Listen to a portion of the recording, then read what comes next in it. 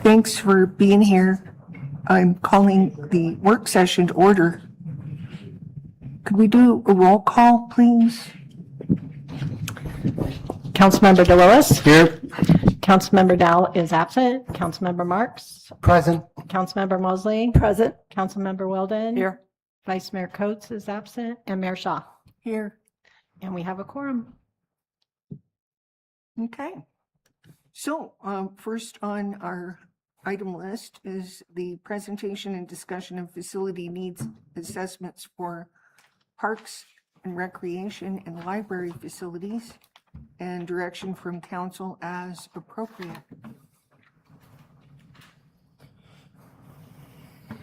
Yeah, good evening, Madam Mayor, Council, Jack Teal, your Parks, Recreation, Library Services Director here with the City of Cottonwood. So I have two items to speak with you guys with tonight. They kind of really go hand in hand though, and so I do have the presentation broken out into one that smoothly transitions into the other, and we can stop and do it that way. Or if you'd like, I can go through the whole presentation and then tackle both items at once. Really, I'll leave that up to council's decision.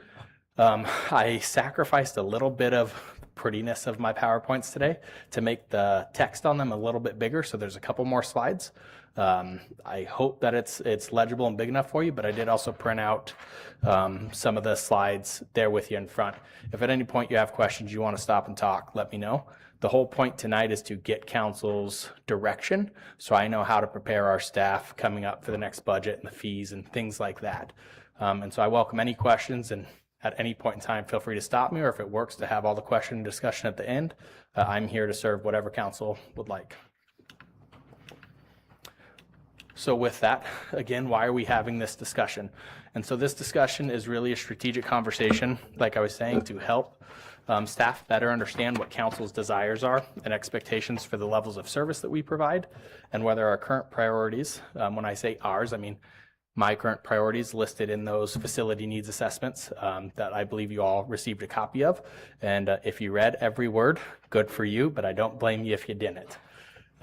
Making sure that those priorities generally align with council's, that we're moving our departments in the right direction that council would like, and addressing any of the service and capacity needs or planning for future growth.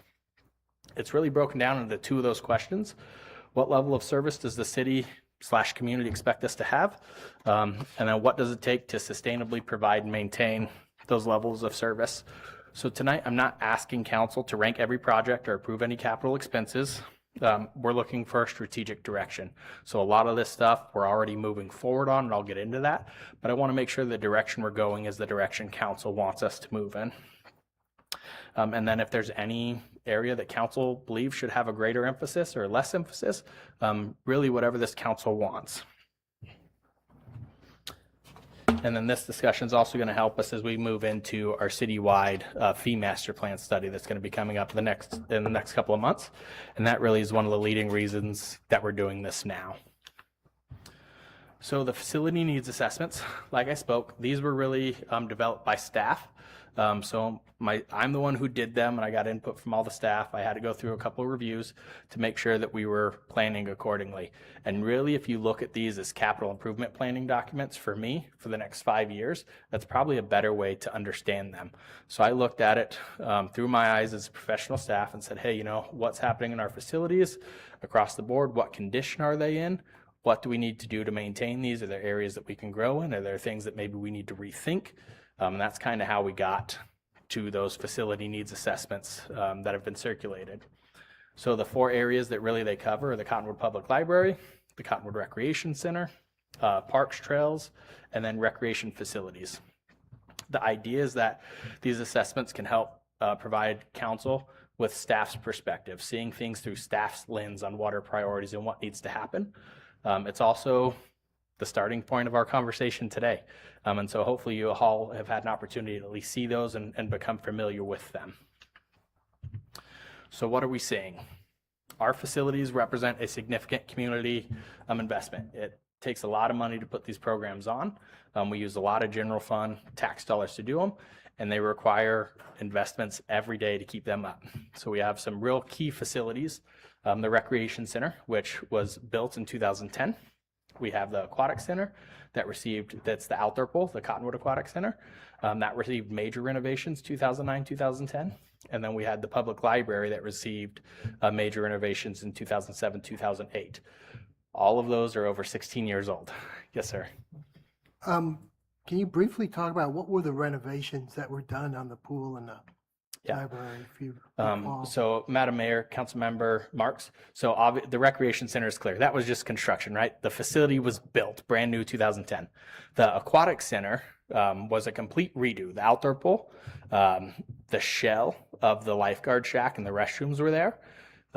Everything else was essentially redone for whatever reason, minus the sidewalk going into the building. That's the same sidewalk we've always had, but everything else was redone. So the bathrooms were redone at that point in time. The guard room was redone at that point in time. The pool was brought back down to sand, back down to dirt, and redid that entire pool as well with new filtration. Maybe some of the plumbing is still there, but by and large, it was brought back down to ground zero and redone in place. So we removed, it used to be a 6-lane pool. We added 2 additional lanes, added the seating area up top, and removed the kid pool and the hot tub that were out there. And then the library, when I talk about the renovation there, we added on the entire youth services side of that building. Did that answer your question? Yeah. Got it. So really, the discussion tonight, and we don't have to answer these now, I just wanted to give them to you early in the process so you could be thinking about what our request really is. So staff is seeking council direction on priorities for, is it more important to maintain and reinvest in our existing assets?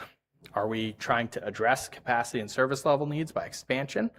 Or are we planning for future facilities and expansions that people want? So as pickleball continues to grow, everybody wants more pickleball courts, right? There was a time there where everybody wanted handball courts and racquetball courts. We get requests all the time for saunas. Like, are we looking to add new items into our inventory? Or is it more important we're reinvesting in our current assets, maintaining that level, and maybe there's opportunities for us to expand? Those are the different areas where we really want to make sure council is having good discussion so staff knows how to prepare ourselves over the next 5 years. So investing in our existing assets. So what are we doing now? And this is probably what is really important through those assessments that I gave you. So this year alone, and these are already all funded projects, okay? I'm not coming to council asking for more money or saying, hey, here's a gap, here's what I need. This is information to let you know what we're doing in addition to all the capital improvement we did last year. So this year alone, we're spending $355,000 plus and operational needs. And so when I say operational needs, that means without these items getting accomplished, we're going to have service loss. So for instance, you all had an opportunity to see the amazing projector we had in the clubhouse with a big purple blotch on it, right? So we were able to get that fixed, right? So that's fixed. It's now back up and operating at the standard we expect it to be. If you've ever gone down to Riverfront Park with small kids, we've got this beautiful playground, but the swings are exaggerated, half a mile in the back. You can't be one parent and bring multiple kids who want to do 2 different things, right? And so bringing those forward and containing that family right there, not to mention that the swings we have down there do not meet today's standard, right? And so we have to phase those out. The volleyball net replacement, if you go down and you try to play volleyball down there, you'll find out real quick you can't. The net system doesn't function anymore. People go down there, they literally have ties off and clips, and it's not really a suitable environment for what we're trying to do. And then you start getting into the actual replacement of equipment. So I know I've got some pool users here, and I know everybody will yell at me if the pool is 1 degree lower. Well, imagine if that heater goes down, right? And our heater we have put tons of repair into. It's not repairable anymore, essentially. And so we're replacing that indoor pool heater, right? All the pool valves. So if you've ever gone back into our pool room, you'll see that we have, I'm not even joking, 100 valves back there. Those are all 16 years old. And if you look at the equipment, you can see where all those metal valves have rusted out. When we change them, you'll see they look like Swiss cheese. There's holes in them, and so they're not operating efficiently. And so if they go down, well, we are closed until we can get that valve fixed, right? The UV system in the indoor pool, if that system goes down, we literally cannot open the indoor pool per health code. It has to be on a UV system, right? And so those are all 16 years old. They've all exceeded their estimated lifespan because we've done lots of maintenance to them, but it's time where they have to be replaced.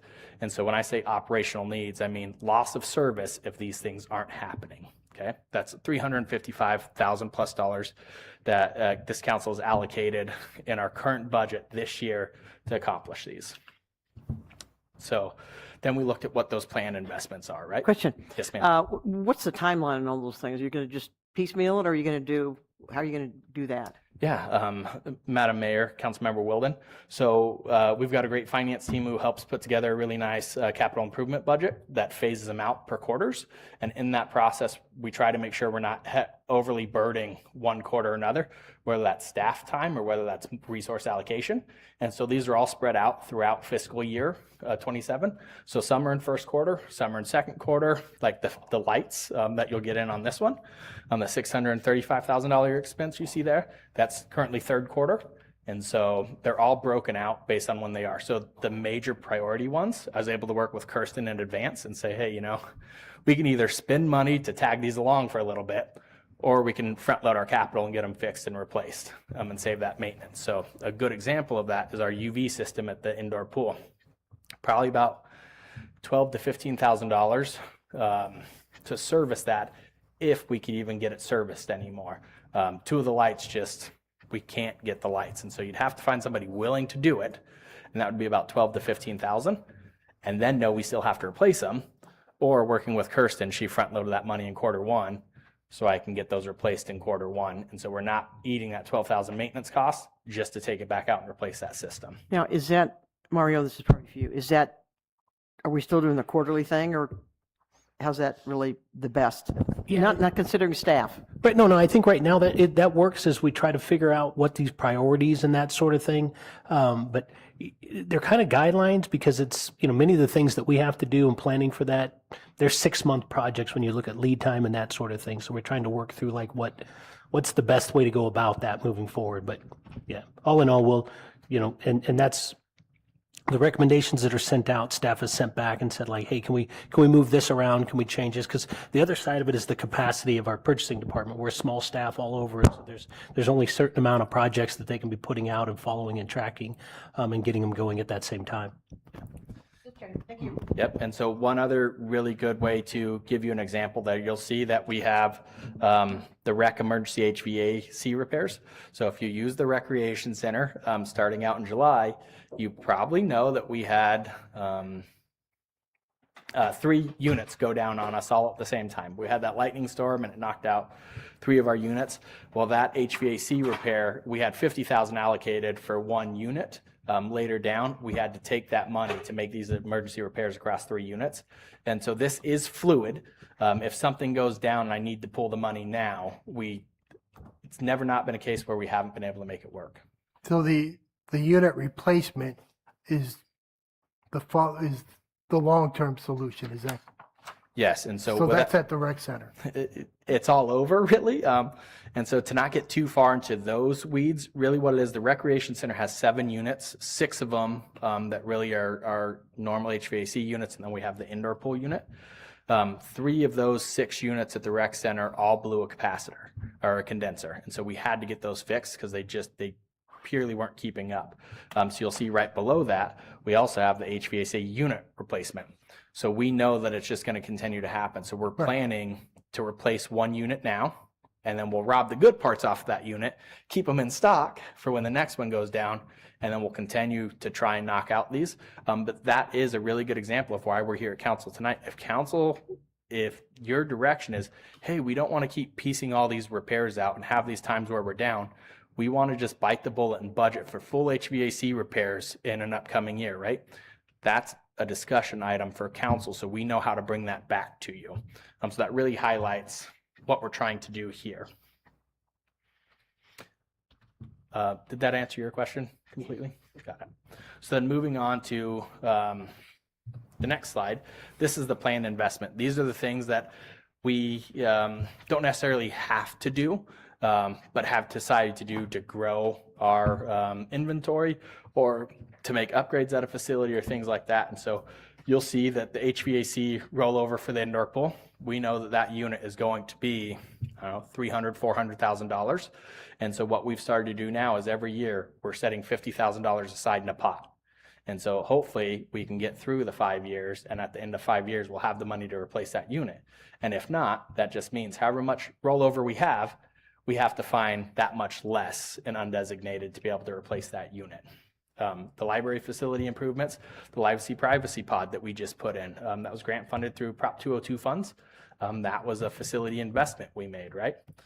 Exterior painting of the library restroom updates, riverfront loop, phase 2, that's finally coming up. We got that state parks grant secured at $150,000, and so we'll be able to move forward on that as soon as they release the funds to us. The blowout wash trail improvement, the field lighting at the kids park, and then the chlorination system conversion. So in total, that's $1.9 million. A large majority of that is the field lighting at the kids park, and we have submitted for the Land and Water Conservation Fund for that. They told us it's a good project. We don't know if it's going to be a winning project. And so if we get the funding, we'll of course use that grant funding. If not, it's funded through our general fund right now to still move that project forward. So then one of the things I know that we were asked to do is provide some charts on that. And so here's a pie chart that we did for this. This is just showing the 2027 investment. And so this is all the operational needs, the $1.4 million of operational capital improvements that we're going to be doing this year. You can see it's broken down between library, which is the orange, the parks and recreation facilities, which is blue, the green, which is the recreation center and aquatics, and then the yellow, which is your trails and outdoor recreation. And then on the next slide here, this is the 2027 facility improvement by funding source. So you can see a large portion of that is general fund. Now this picture will dramatically change if we get the LWCF grant, but I didn't want to be overzealous and put that in there. I feel like that wouldn't be representing the data fairly. So right now it's represented as general fund. If we do get that LWCF grant, this picture is going to be a lot more green than it is blue and orange. So I added these just to provide some financial framework. We're investing approximately $1.4 million in all of our facilities. Nearly 89% of that relies on the general fund, which highlights the need on why we want to go out and attack these grants. Typically what we find is there are often more grants to build new resources than there are to maintain existing resources. And so that's a challenge that we have consistently, but we do work with the contracted party through the city. And we ask them all the time to go scour for grants for us. Anytime we know a project comes up, we ask them to see if they can find a grant for us, and then staff also looks at potential grant funding for that as well. So all of that to really come to this slide here. And so we all want our facilities to be clean, safe, attractive, functional, and welcoming. We know that is what we want, right? They are all heavily public used facilities serving a broad range of residents, programs, and activities. And so what I try to get people to understand is these are public facilities. We aren't country clubs. We don't have the pleasure of, choosing who uses our facilities. Everybody comes. And a lot of times, not everybody has great behaviors in them. And so we do our best to remove those people who are having bad behaviors as they happen.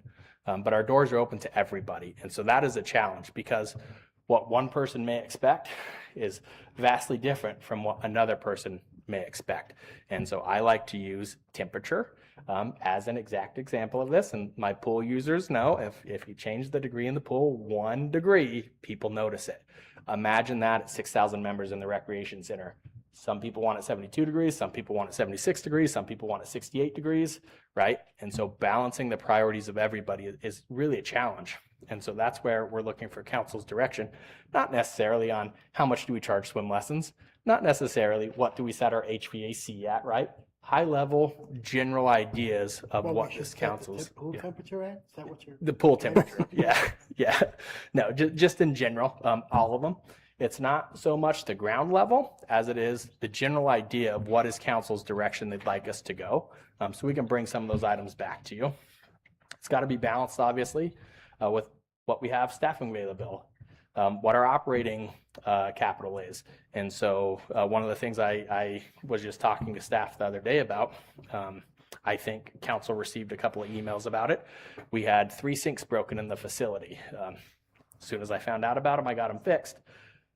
Those sinks were $600 a piece, right?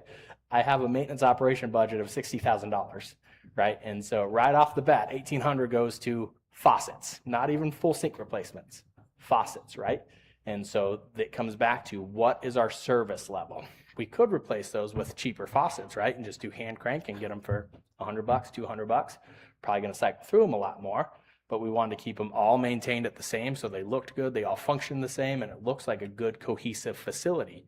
But it all goes back to what is the level of service this council expects for staff, so that way we can go back to know how to set those things. Whether it's $60,000 or $100,000 or whatever the maintenance budget is, that's not what I'm asking tonight. We can budget that. But to do that, I need to know what council's expectation is. And so that leads into this next example. A really good example of this is facility cleaning. And so we outsource our cleaning contract for about $221,000 annually. And that's between the recreation center, the clubhouse, and the library. It's not including our park cleanings or things like that. Just those 3 facilities. It's about $221,000 annually. We know facility cleanliness remains one of our most frequent concerns. Under the contractual model, we don't have a whole lot of authority to control their staff, to give direction, to set schedules, to set priorities, or even quality control, because they clean overnight, right? We come in and everything we do at that point is a reactive measure. Hey, this wasn't done. Hey, this still didn't get completed. Hey, you dragged trash across the floor. Everything we do from that point is a reactive measure.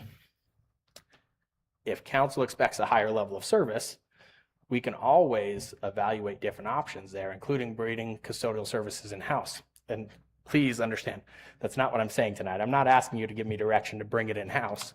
This is just a really good example. Does this meet the service requirements of what this council wants? Because if it does, we're doing great. If it doesn't, well, our hands are tied a little bit. We already do a lot of supplemental stuff, but like I said, we don't have oversight and control of that cleaning company. So this is a really good example of, does our service expectation meet the current level of service we're getting? And if not, what does council want to do? So this is where I plan to stop and ask for questions. If there's any discussion here, or like I said, the 2 items really go hand in hand, because at one side, we're talking about what is our service level? What standard do we want? The next side is, who's going to pay for that standard, right? How do we want to do that? And so I'll put this back to council. If you'd like to have any discussion now, we can, or if you'd like me to roll through and blend it all together, we can go that approach as well. Madam Mayor, can I jump in real quick and just add something? So previously through my career, I've used the analogy. We had this, in one city I worked for, we had this amazing regional sports park. And I would hear regularly from the soccer folks that, hey, like, our fields are horrible. And I'm like, no, our fields are pretty good. And they'd say, well, look over at the Gateway Church. And I said, yeah, but the Gateway Church looks wonderful because they manicure it, they put a lot of money in it, and then they practice on our fields so they don't tear their fields up. And so I said, we have enough funding to provide C-level fields. If we want to provide B-level fields, we can get you an additional cost as to what that's going to look like. That same analogy, I think, would transfer to our facilities. I understand, folks, I've heard comments that our facilities look tired. We updated all of the exercise equipment, and that was great, but that came at a one-time cost. But a lot of the things to kind of take the rec center and the library up a notch are ongoing costs. There are additional maintenance costs, additional cleaning costs, and that sort of thing. And why we brought this tonight was this comes, as you know, on the heels of the discussion during budget and the work session about where the priorities should be placed.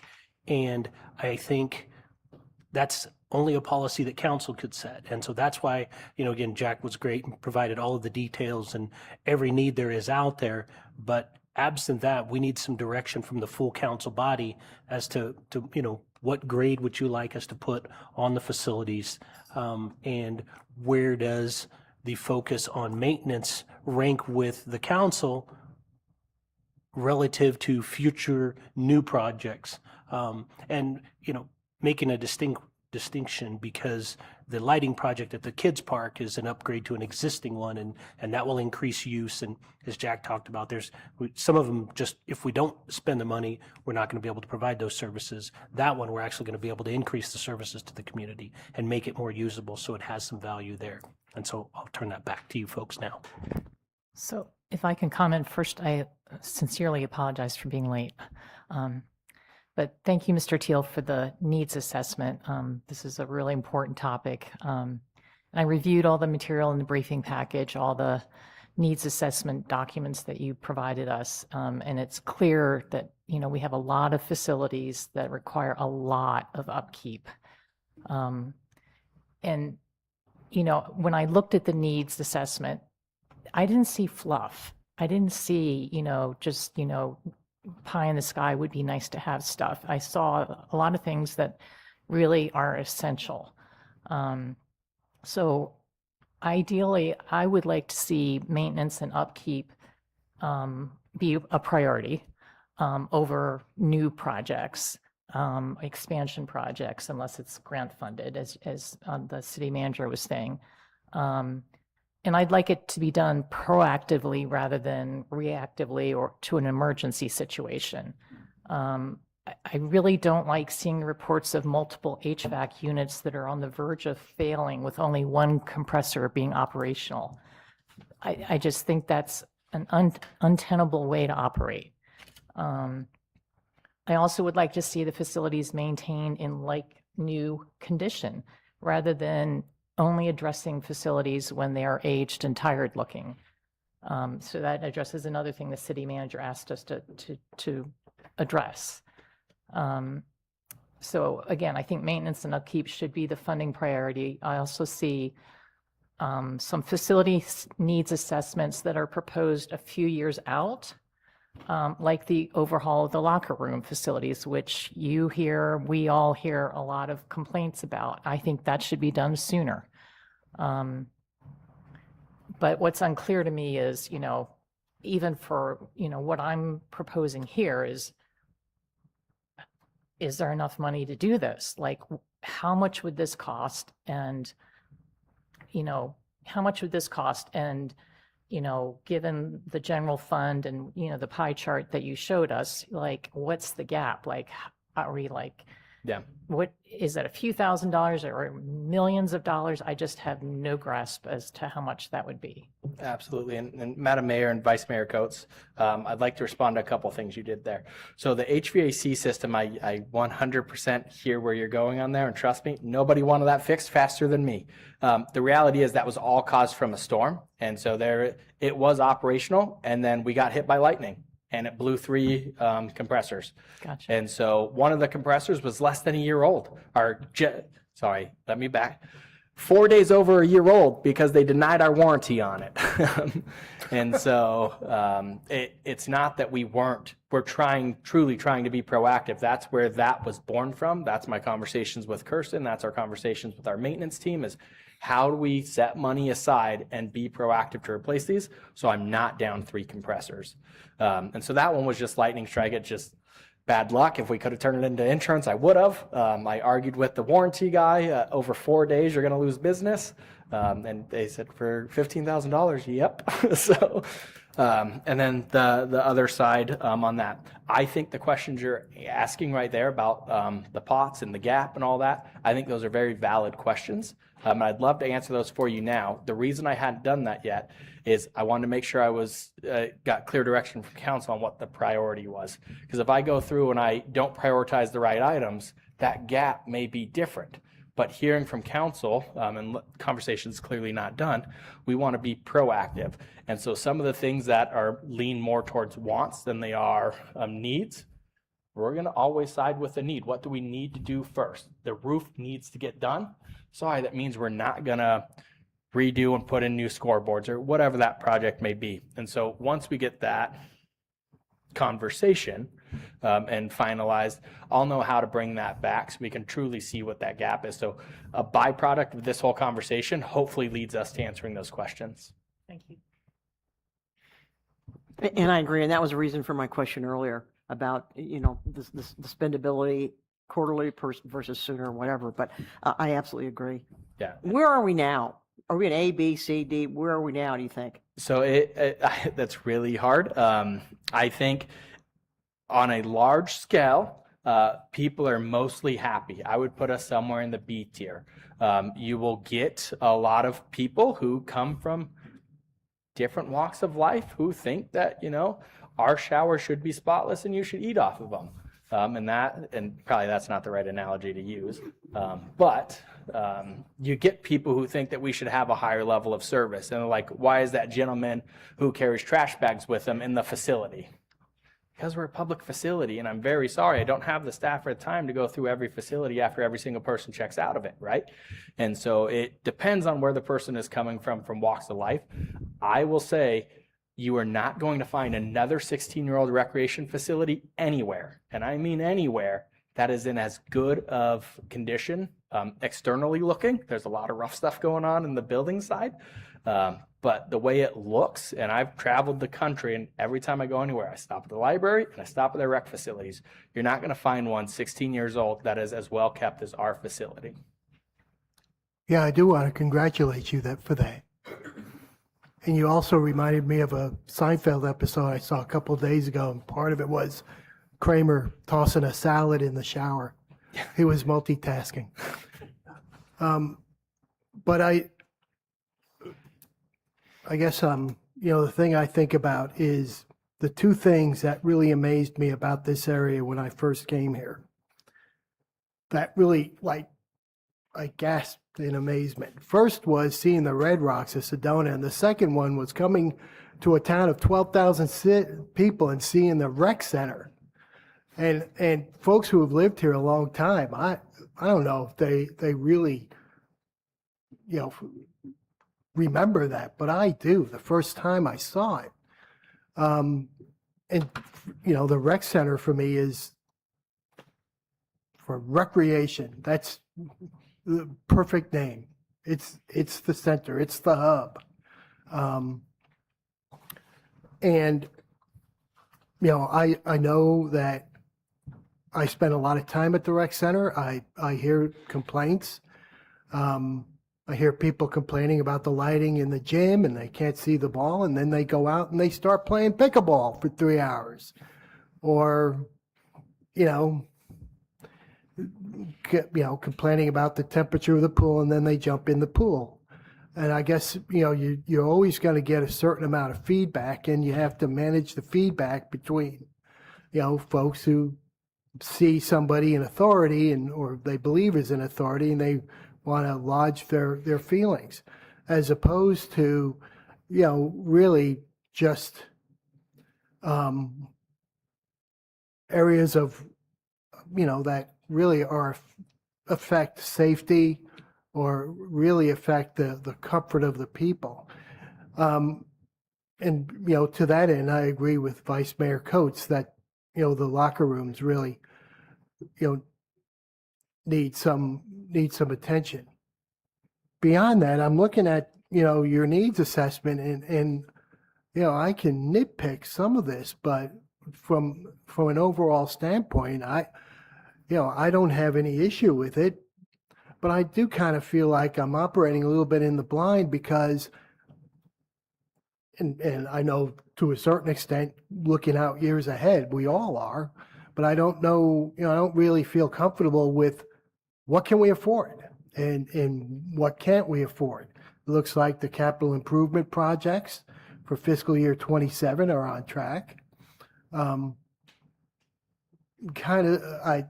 personal feeling, and again, I don't want to go line item by line item, but I thought the operational maintenance budget, I don't know what the historical trend, whether you're able to operate within that budget, but it seemed low to me.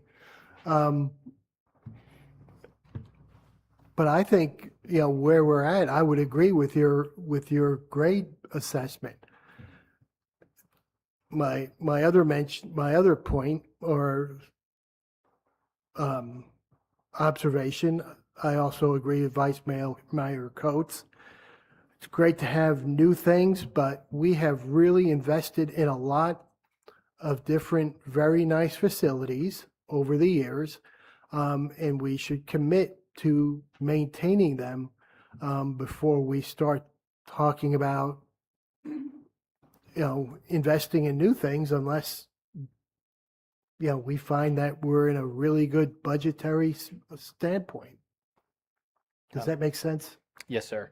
And Madam Mayor, Councilmember Marks, so one thing, and we'll get an opportunity to go into this in the next part, but to address the equipment maintenance line item. And so every council gets to give different direction, right? And so we're still on track from previous city managers and city councils where they had very aggressive cost recoveries. And so when you have super aggressive cost recoveries on facilities like this, the unintentional consequence is you nickel and dime everything. Do we really need that, or can we add some duct tape and paint it to match, right? And so that's where a lot of the money saving and pinching comes from, is that mentality of, well, we need to generate this much revenue. So to do that, then you get everybody thinking, well, how else can we fix this without fixing it? And so what I'm hearing from this council is that's not what we want. We want to take care and maintain things. And conversation's not done, obviously, but that's something that we can do. So for this council to know, if you ever walk into the conference room at the Recreation Center, I have our decision-making matrix right up on that board. And it says safety, service, budget, and benefit. That's how we make decisions. Is it a safety issue? Fix it. What does it do to our customer service? Does it enhance customer service? If so, let's talk about it. What does it do to our budget? How do we balance those two together? And then ultimately, what is the benefit from doing it? And so that's how we make decisions on these things. And as long as I'm around, that'll be the way I continue to make those decisions. And so we can realign that with the expectation of this council. And so if council is saying, take care of things and be proactive. Don't let the sink break. If you know it's not working right, buy a new sink. Or don't let the ceiling fan not work. You know it's 10 years old, replace the ceiling fan. Like, we can do those things if that's the direction of this council. I just want to be clear about how that impacts the next portion of this conversation. When you talk about cost recovery and generating revenues, that also has an impact on that side. I have a question. I want to ask about the cleaning services.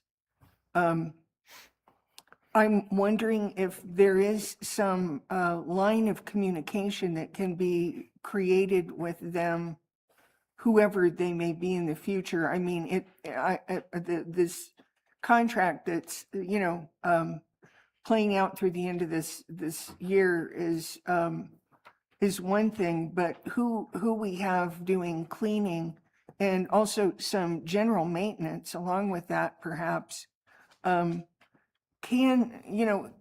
we create a line of communication with them from staff, from you in particular, to them about what needs to be done and what their expectations there are, so that they're not leaving things undone.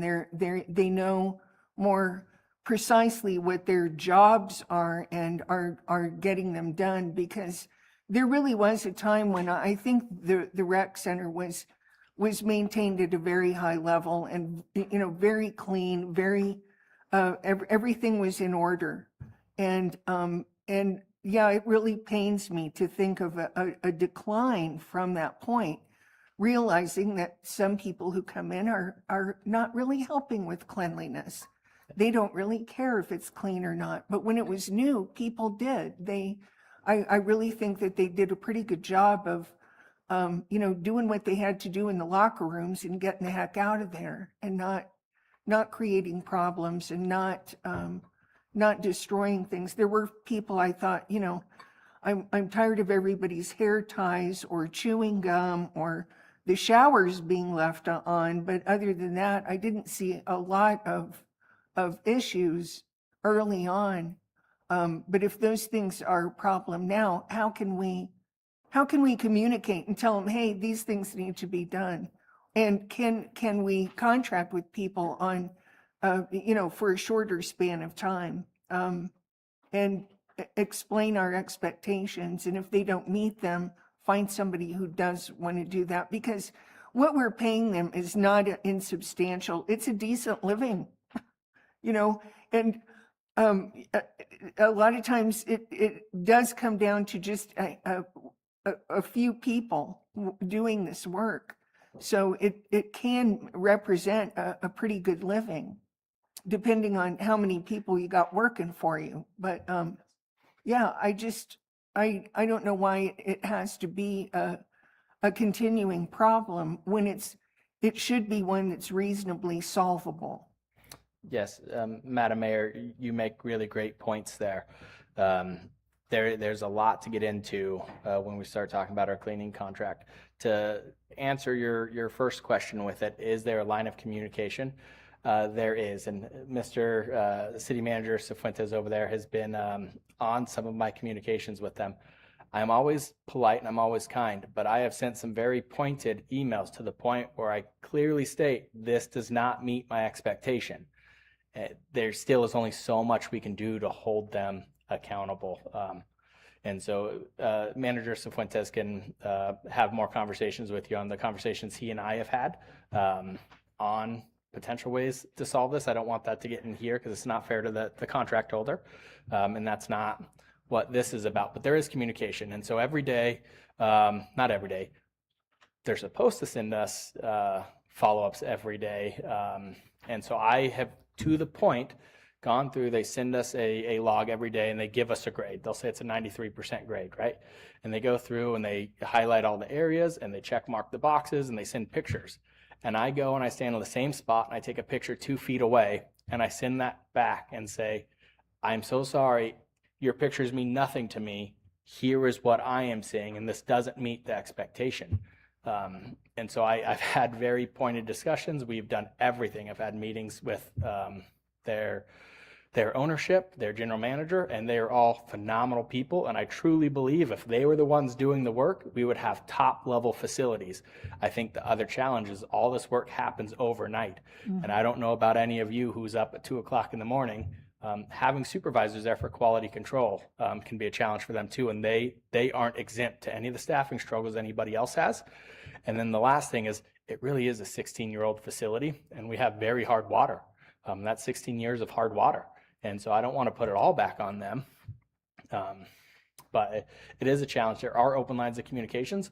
We've made a change internally this year where it's one contract point. And so we send everything to that contract point and include them on it to clean up any of those communications. And then the last thing I'll say on it is this isn't the only cleaning company we've ever had, and they all have the same issues. It typically is the same people in a different shirt, and so the product doesn't really ever change. And so when I was going through my certified public manager course at ASU, I actually used our cleaning contract as an assignment that we were given. I had to review a contract that the city had and speak on both of it. And I felt really embarrassed. I never even thought about this. Some of the feedback I received from one of my professors at the time was, because I made the statement, every year, or every time we change, it's just same people in a different thing. He said, well, what motivation do they have if they've been with a company for 5 years and they get step raises and then the company changes and they have to start back down at the bottom of the next company, right? And so I was like, I consider myself a fairly smart person. I'm slightly embarrassed that I never even crossed my mind. And so, again, I don't want to speak for them. I don't know their challenges, but there are other challenges outside of their control too that aid into the troubles we have with the cleanliness. But I can sit here and I look you all dead in the face. It's not because I haven't tried to hold them accountable. And this has not been an ongoing, this isn't a new thing. This is years and years worth. And I wasn't trying to blame you. No, I know. I just wanted to highlight the ways that we do try to hold them accountable. Yeah, and Mr. Teal, you had asked for council's response to your question about, in this example of the facilities cleaning, is that, can you go back to that slide? Yeah, I'm trying to find which one it was. Right there. I was Is on the it. current level of Sorry. service meeting council's expectations? Yeah. For me, no. I would like if you could see if you can find an alternative, although I heard what you just said, and I realized that there may not be a suitable alternative, but we have a beautiful facility, rec center facility built in 2010, and I just think I would like to see a better level of custodial service to preserve the cleanliness of our facility and continue to make it an inviting place for people to come. And I will tell you that in 2010, those conversations were at the top of our list. We always intended that the facility would be preserved, that it would always be kept up to a high degree, because, yeah, it's a hugely expensive facility, but an amazing asset for the community. And we never wanted to see it decline. So those conversations were had before the building was even fully constructed. I certainly want that. I feel like our rec center is the crown jewel of the city. And I want to see it maintained at a superior level if that's at all possible. And I feel that way about all of the city's assets. So this is something that, yes, Vice Mayor Coates has mentioned, Councilmember Marks has mentioned, but that's really the central reason why I ran for mayor, is that I want to see the city's assets preserved.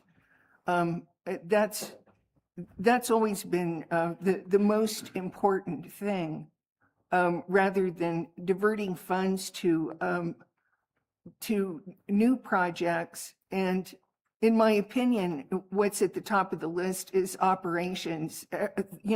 Systems have to operate first, and the aesthetic should follow that. Everything that has aesthetic value, the flooring, the carpeting, the paint on the walls, all of those things do need to be attended to, but they're not top priority. It's keeping the systems moving that really matters. And that's what really matters to the patrons too. I mean, it's great to, paint things and put down new carpet, but if the air conditioning doesn't work and the lights don't come on, it's not of great value. So, no, the point, I really, I will tell you that I kept going through I went through the whole thing twice. And by the end of it, watching all of these enormous numbers go past my face was making me queasy. I finally had to oh, okay, stop. Because, I can't focus on all of that much longer. It's so much. But I think that we really can. The only new things that I would want to do are the fields over here. I would like for, if it necessitates moving the dog park or the community garden, I don't really know. But I would like to see the fields over here developed into something that is usable and playable, something that the community can enjoy. That's the only thing that I would look at the immediate moment, because we're in the middle of looking at the Old Town Master Plan. I don't want to do anything with that activity park until we have an Old Town Master Plan, and until we're ready to move city offices to a new facility. There's really no point in dwelling too much. I mean, if there's some maintenance and upkeep, good, let's do that.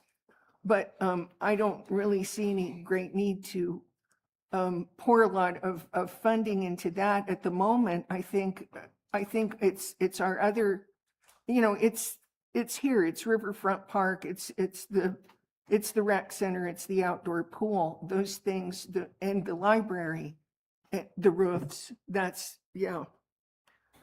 That I don't want to think too much about it, but that's a high priority. And somehow or another, we have to be able to plan for that, set aside funds for that, get ready for that. And I know that we're not going to do that with the fees that we collect from the services that we offer in those two facilities. So we're going to have to do some serious planning and get ready for that eventuality. That's going to be a huge project for each of those buildings.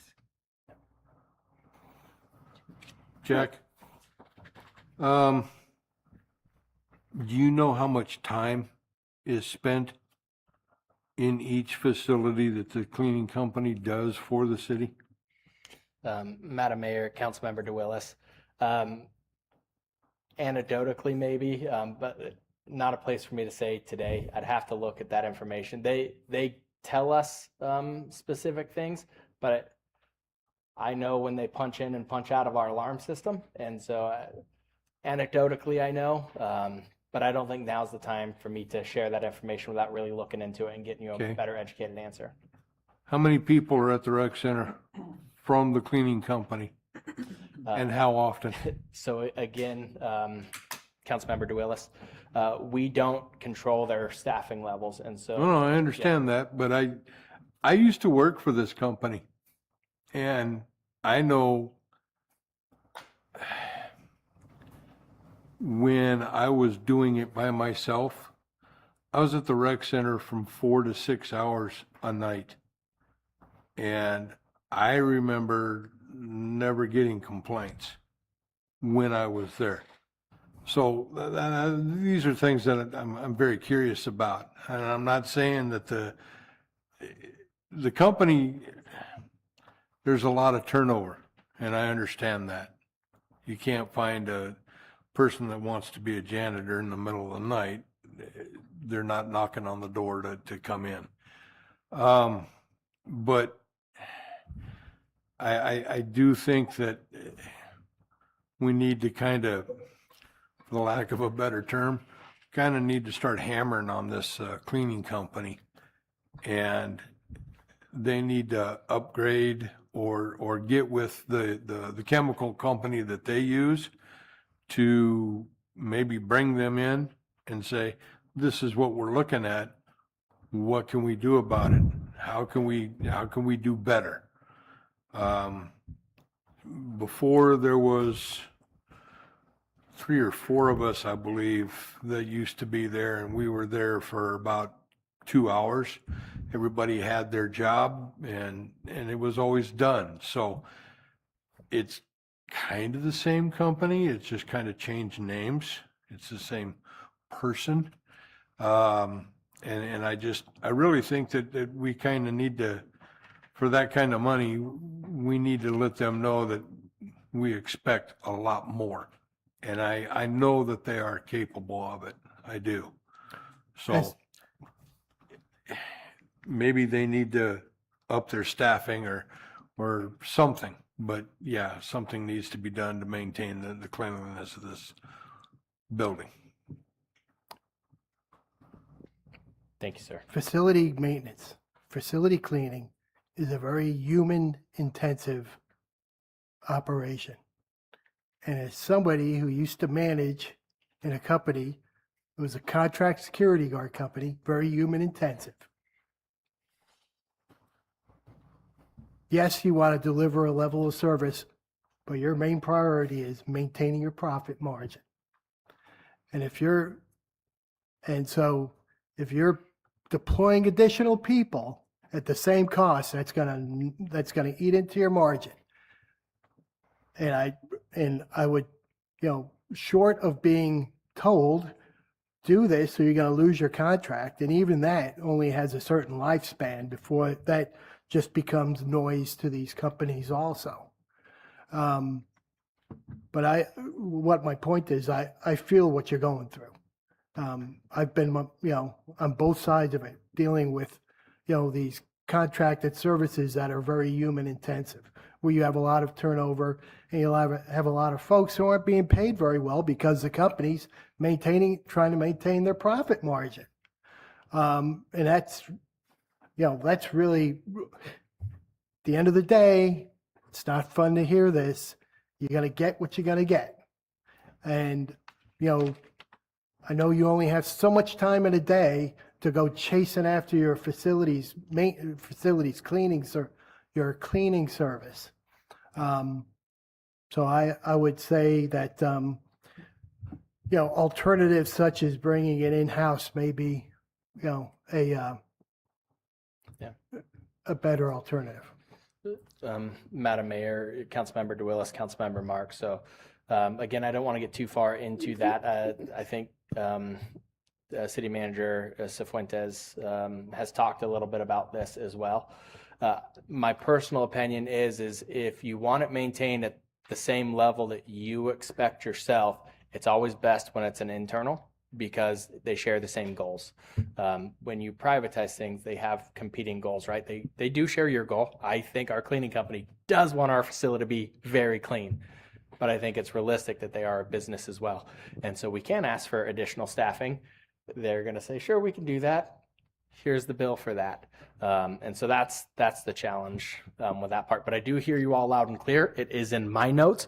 I know the Manager Fuentes and I have had numerous conversations about it, and I know we're talking globally about this and not just parks, library, and clubhouse related too. So I would imagine that whether it's from me or whether it's from somebody else, you'll see an item about this sometime in the future, directed to the cleaning, I should say. Well, Mr. Teal, again, thank you for all the information that you provided. And it seems like our focus has been right here, has been the rec center.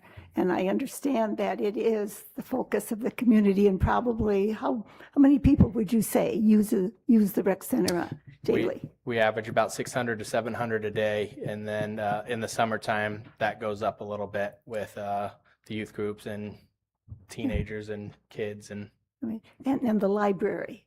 How many? the library is a lot as well. And so my apologies, Mayor, council member.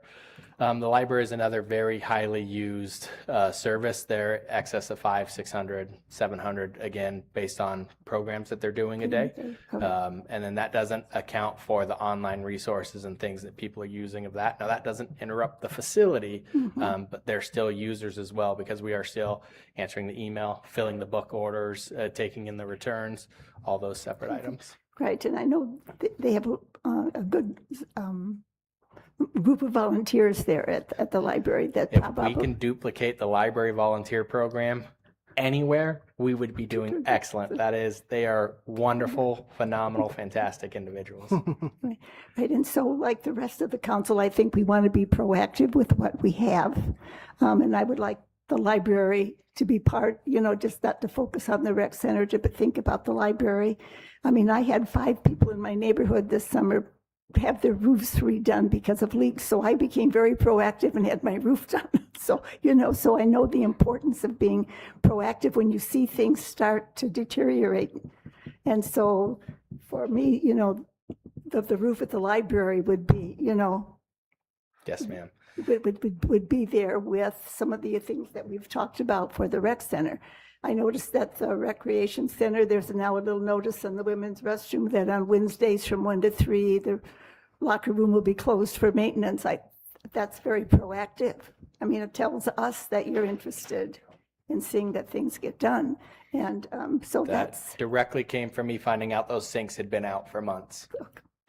so, Yeah. right. So, for the rec center, the air conditioning, all those pool things that you talk about, they certainly are proactive. And I think that's where I would want, let's be proactive. Yes. And some of those little things, the bathrooms at the library, they're a little outdated, but they still function, right? Still fun, yes. Right, but if the roof leaks and destroys books or whatever, that's a big issue. So, well, thank you again for your time. Absolutely. And Madam Mayor, Councilmember Mosley, just so all of council is clear, I know we focused on one building really. My stance on this is listening to philosophy. And so we've said a lot at the rec center. I'm taking that same feedback and saying this is the philosophy for all of our facilities. And so don't worry if we're just highlighting one. We're going to treat that across the board. But I'm not done yet. If you remember, I've got a second portion of this. I have one And more. so as much as you'd like to get rid of me, I got a little bit more for you. just looking at it from a cost benefit standpoint, are there any facilities that are underutilized? And if the answer is, in your opinion, no, then that's awesome, because So, you always see a lot of people utilizing. Madam Mayor, Councilmember Mark. So again, it's a tricky question. I'm so sorry. I know you hear me say that a lot. Underutilized to who, right? We got to set a value to that. So some would contend that the Cottonwood Community Clubhouse is an underutilized facility, right? Because it's used 56 days out of the year or something like that. But if you take 56 days and you say, well, by golly, there's 52 weekends in a year, and then I tell you the clubhouse is booked every weekend, right? Doesn't that sound a little different? And so we would have to set a value. I would say probably the community clubhouse is underutilized.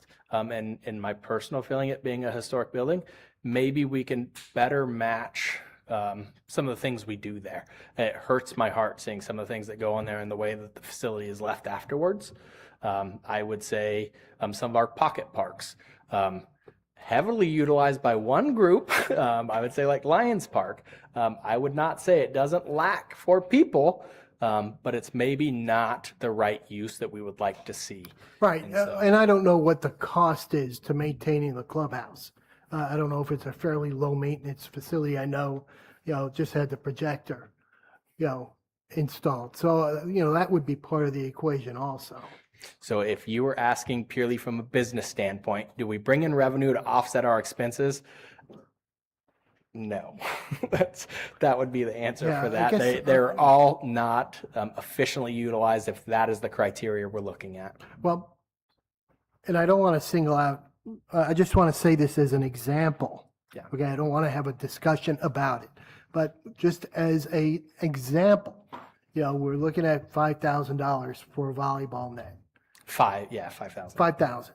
And, my question is, are we getting enough utilization to make it worth that cost? Yes, there may be a group of 4 or 8 people who will say, hell yeah, it is.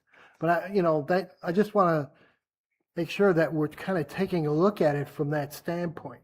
Just, because we have the asset doesn't necessarily mean the asset's we being need it. used or used enough for the, money that's being put into it.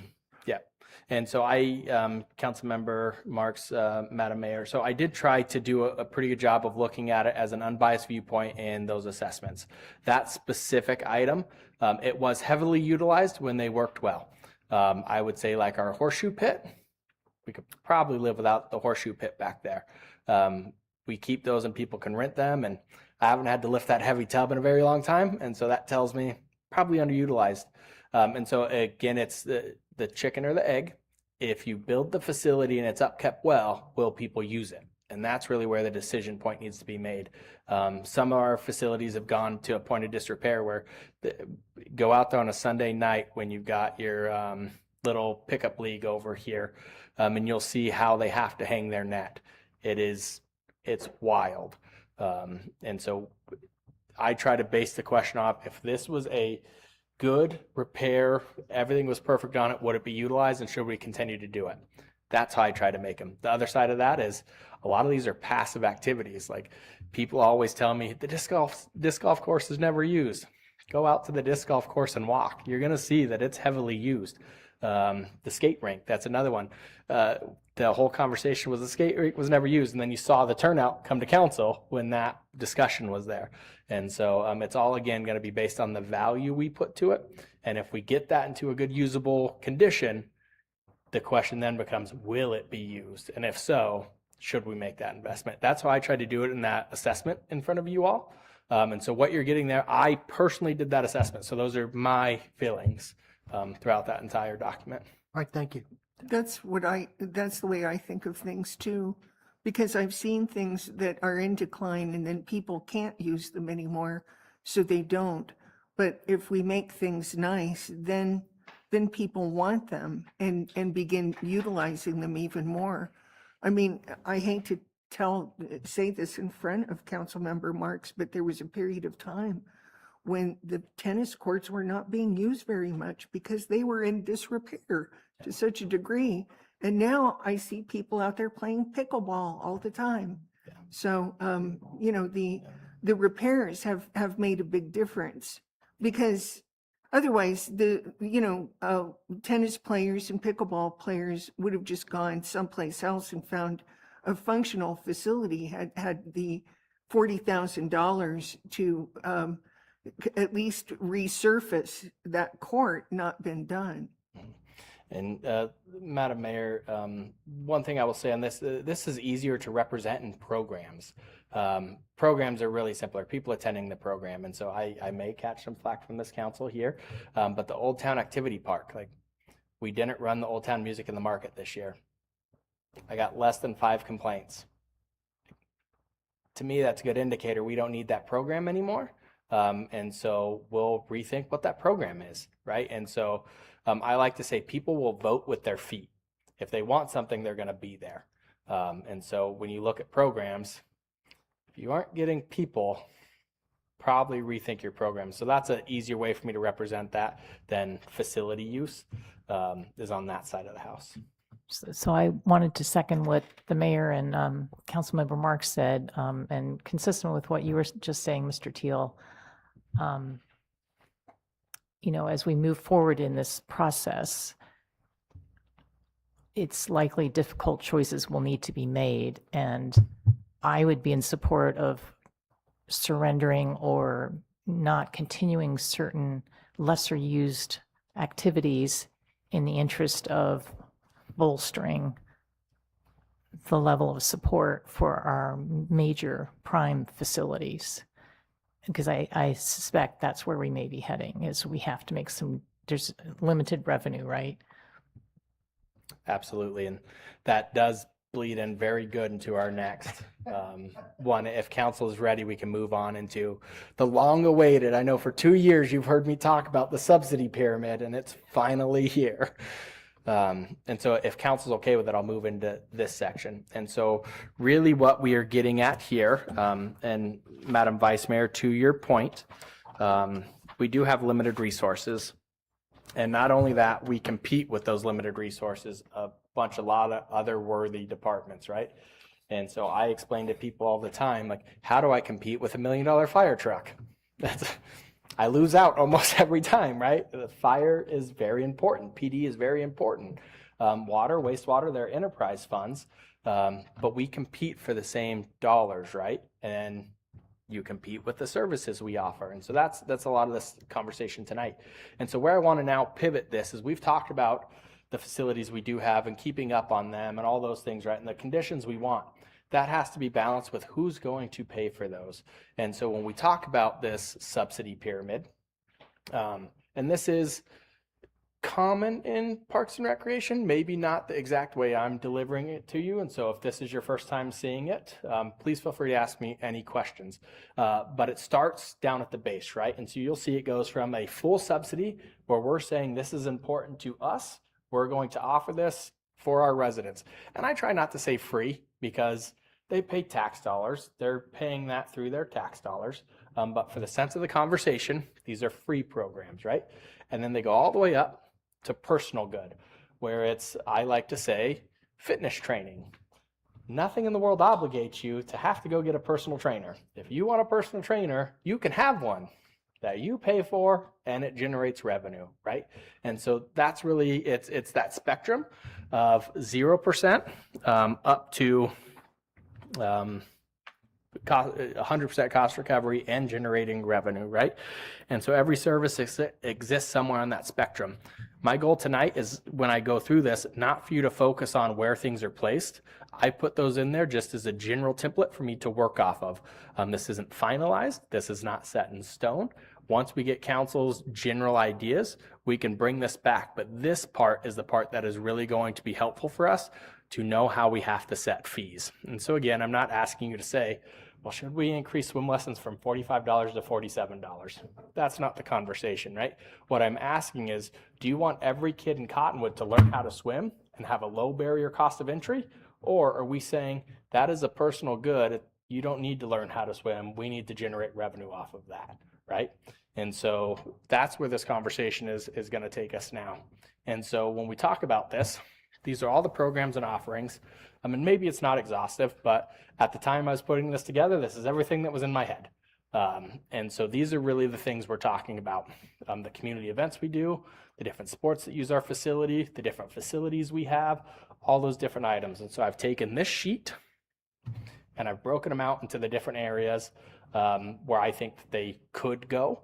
Again, this is really at the direction of council. If council came back and said, we want everything as a pure community good and we're going to subsidize everything, we probably would have some financial questions for you, but we would work at council's will. But to your point, Madam Mayor, yes, tough decisions are going to have to be made because we are getting to a point to where we're breaking into, Mario stole my thunder earlier, Manager Cifuentes. I was going to use this time to talk about our parks and our fields. If you want A-level fields, if you want stadium fields, I will give you stadium fields. Somebody's going to have to pay for them, right? And so it's a balance of how good do we want these fields versus who's going to pay for them. Do you want them really high and full subsidy? We'll do it. Do you want them really good fields and half subsidy, or really good fields and no subsidy? Or do we want okay fields and okay charges, right? And so those are just really good examples for people to see. And so when we talk about pure community good, these are very high subsidies. These are programs with little or no cost. And again, don't focus so much on. These are just the programs off the top of my head that I thought would fit, that the general community gets an opportunity to attend at a very little barrier. Yes, Madam Mayor. I just wanted to ask about the Cottonwood Cinema series. Do people, is this at the pool? Yes, ma'am. So Madam Mayor, they used to be called dive-in movies, right? Yeah. And then we, for a couple years, tried rotating them to different parks to activate those spaces. People didn't really love the drive-in feel on our screen. So then we're like, okay, well, how do we move them to different facilities to showcase the facility? We did a couple in the clubhouse, and those were well attended, mostly because they were scheduled for the park and it rained, and so we moved it into the clubhouse. And so when we started moving them other places than the pool, that's when we did the Cottonwood Summer Cinema Series, the retitle there. Okay, and so when people come to that, is it free to get in, or do they, if it's at the pool, do they pay to get into the pool?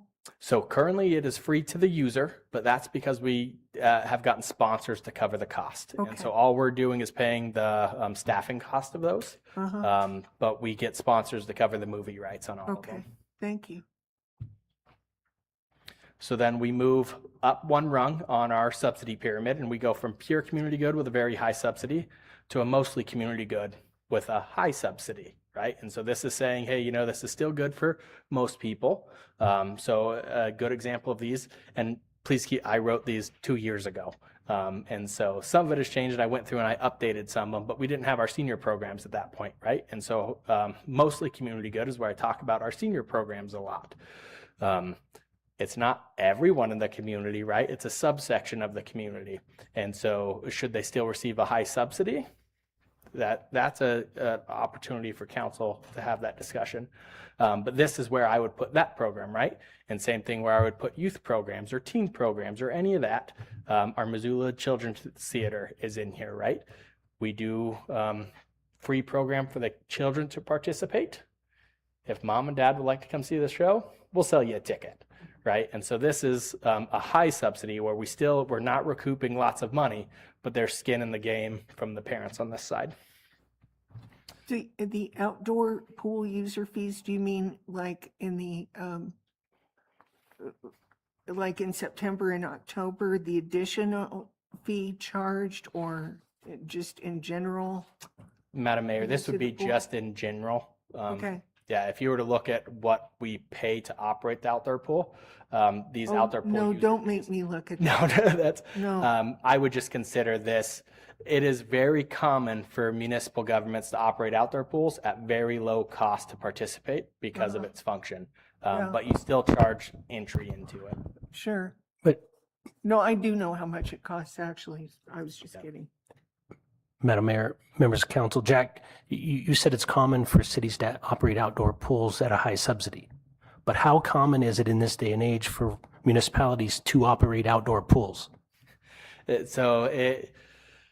Splash pads are taking over the world. And so it is much less expensive to operate a splash pad than it is to operate an outdoor pool. And I know I've got Tom in the background. Our outdoor pool is 300,000 gallons. That gets recirculated and you burn off to evaporation, but essentially we keep that, don't introduce new water all the time. Splash pads are a little different based on how you build them. But more people are installing splash pads and other variations because of the staffing costs and the risks that go into the operation of an outdoor pool. You can only open it if you have lifeguards, right? And when you have lifeguards, you got staffing costs. If you're going to have one, well, you got to have two because you got a backboard if you need it. And so the cost for that, it is a barrier. So if you follow along, Town of Payson is a big one. If you're interested in that, go back 5 to 8 years and just catch up to now, and you'll kind of see that discussion play out real time. We are seeing some communities though they kind of went away from having an outdoor pool, but people want them. You know, the citizens of the area want them. So even though it's an expense, it's something that people want. Yeah, absolutely. And so the next rung is what I call balanced good. And this is where there's a shared cost. These programs offer intermediate skill development where both the community and the individual benefit. And so this, you'll see this where I have swim lessons, right? We do want every kid to learn to swim. That my personal feeling is all kids should know how to be safe in, on, and around the water. We live near a river. That is very near and dear to my heart. But also that should come at a cost because you are learning a skill specific to you. And so that's kind of what balanced programs are. So after school programs are another one here where we need places for kids to go, but that doesn't mean that they should not have to pay for those services that we're still having to staff, we're still having to do the building and still having to provide things, right? But we know that if kids don't have a place to go, they're still going to go out and do something. And so I always tell people, I'd much rather see what the kid is doing and the damage that's occurring than not know what is going on and where their kid's at and what damage is occurring. And so that's kind of the idea of the balance cost and that shared good. So the next one is mostly personal good. This is a low subsidy, high cost recovery, right? These are specialized or competitive programs. And so some of these you can see here. I think of adult sports. Thunder Valley Rally is a really good example here in the sense of our goal is to bring a bunch of people to this area, right? To create tourism dollars. And that stands for something on its own, because if you bring people here and they're spending money, we're going to generate revenue in other ways. So maybe it doesn't have to do 100% of its cost, but it needs to cover a lot of its operational cost. And then the community as a whole will still benefit indirectly by those tax dollars being spent here. But if you want to go to it, it's going to cost you a ticket, right? That's kind of what these ones are. High school sports are really common in these ones. So you'll see them kind of there. And then moving on to our last one, this is the pure personal good. These are typically where you see zero subsidies and operational revenue generation. And so like Daddy Daughter Date Night is a really good example of us that we do on a program here. That program does generate money for us. Every child and parent couple who sign up, they pay a fee. That fee covers the DJ, that fee covers the food, that fee covers the activities we do. And keep in mind, none of these really are meant to cover the indirect staff cost. You still are paying staff. We're doing something throughout the day, right? But if council's direction is that is what we want, we build those things in. But those are the ones, the Cottonwood Vintage Run, that's a revenue generator for us. We try to make sure that our fees are not just break even. But not saying we're going to go build a ball field for the money we make off the Vintage Run. Yeah, but it's not meant to lose money. Those programs are meant to sustain themselves year over year and make sure that we aren't costing more on the tax base for that. Now, we've got a pretty good record, but that doesn't always happen with those things. And so these are the ones where you start seeing trends like, hey, 3 years in a row, Vintage Run's not covered its cost. Do we keep that program? That's how you make those decisions. But that is the long-awaited subsidy pyramid. And so now we're going to go back to council with this. I'm not asking, and we're not locking into commitments or anything like this in any specific project, level of service, or funding model. The goal is really to understand council's direction so we know how to move forward when we bring you our fee study, the master fee study for the city, but specifically when I bring you back the Parks and Recreation fees, I'd like to know where council stands on some of these. So again, the 3 questions I asked you to keep in the top of your mind when we started, and my apologies, Vice Mayor Coach, you weren't here for that. Maintaining and reinvesting in our existing assets versus addressing current capacity and service levels, and planning for future facility and expansion. I think I've got pretty clear direction on the priorities and how you see those things. I think that I can work on that and bring something back to you. So the next piece is the subsidy levels. Does the proposed subsidy philosophy generally reflect council's direction? Is that what you guys want? Do we want an idea where the greater community benefit, the greater community subsidy, the greater individual benefit, the greater participant responsibility? And then looking at those programs, are they generally placed at the appropriate areas within that structure for us to make those decisions and bring things back to you? So my last question, and then I'm done with all the slides. Are we headed in the right direction based under what this council would like? Yes. Yeah, I'd say overall, yes. I do have a couple of questions. And really, I think more than anything, they're kind of technical questions. You have pure community good, reservations for public use, and then mostly personal group, reservations for private parties and events.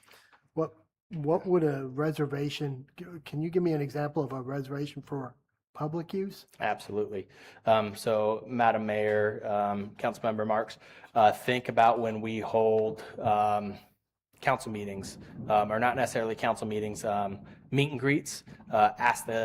You're running for council. We hold those meetings for you to come in and talk to council and get direction, right? That is for a community benefit, right?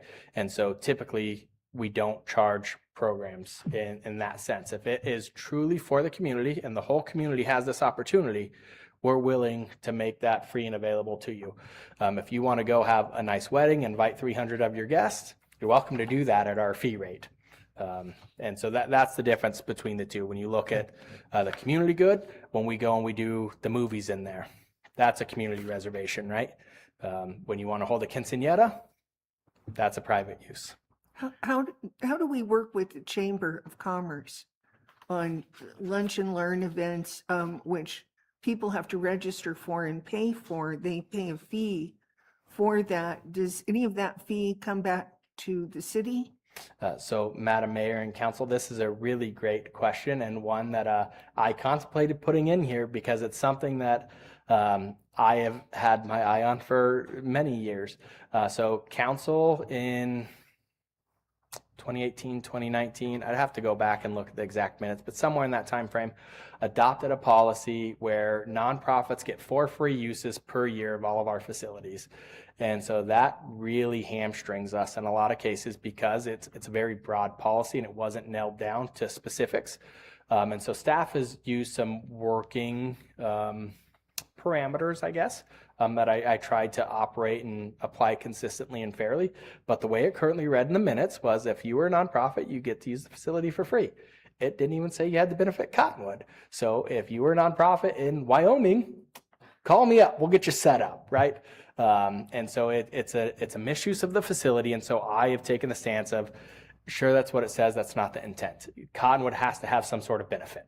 And so what that is for the chamber, we look at what the benefit is for the chamber.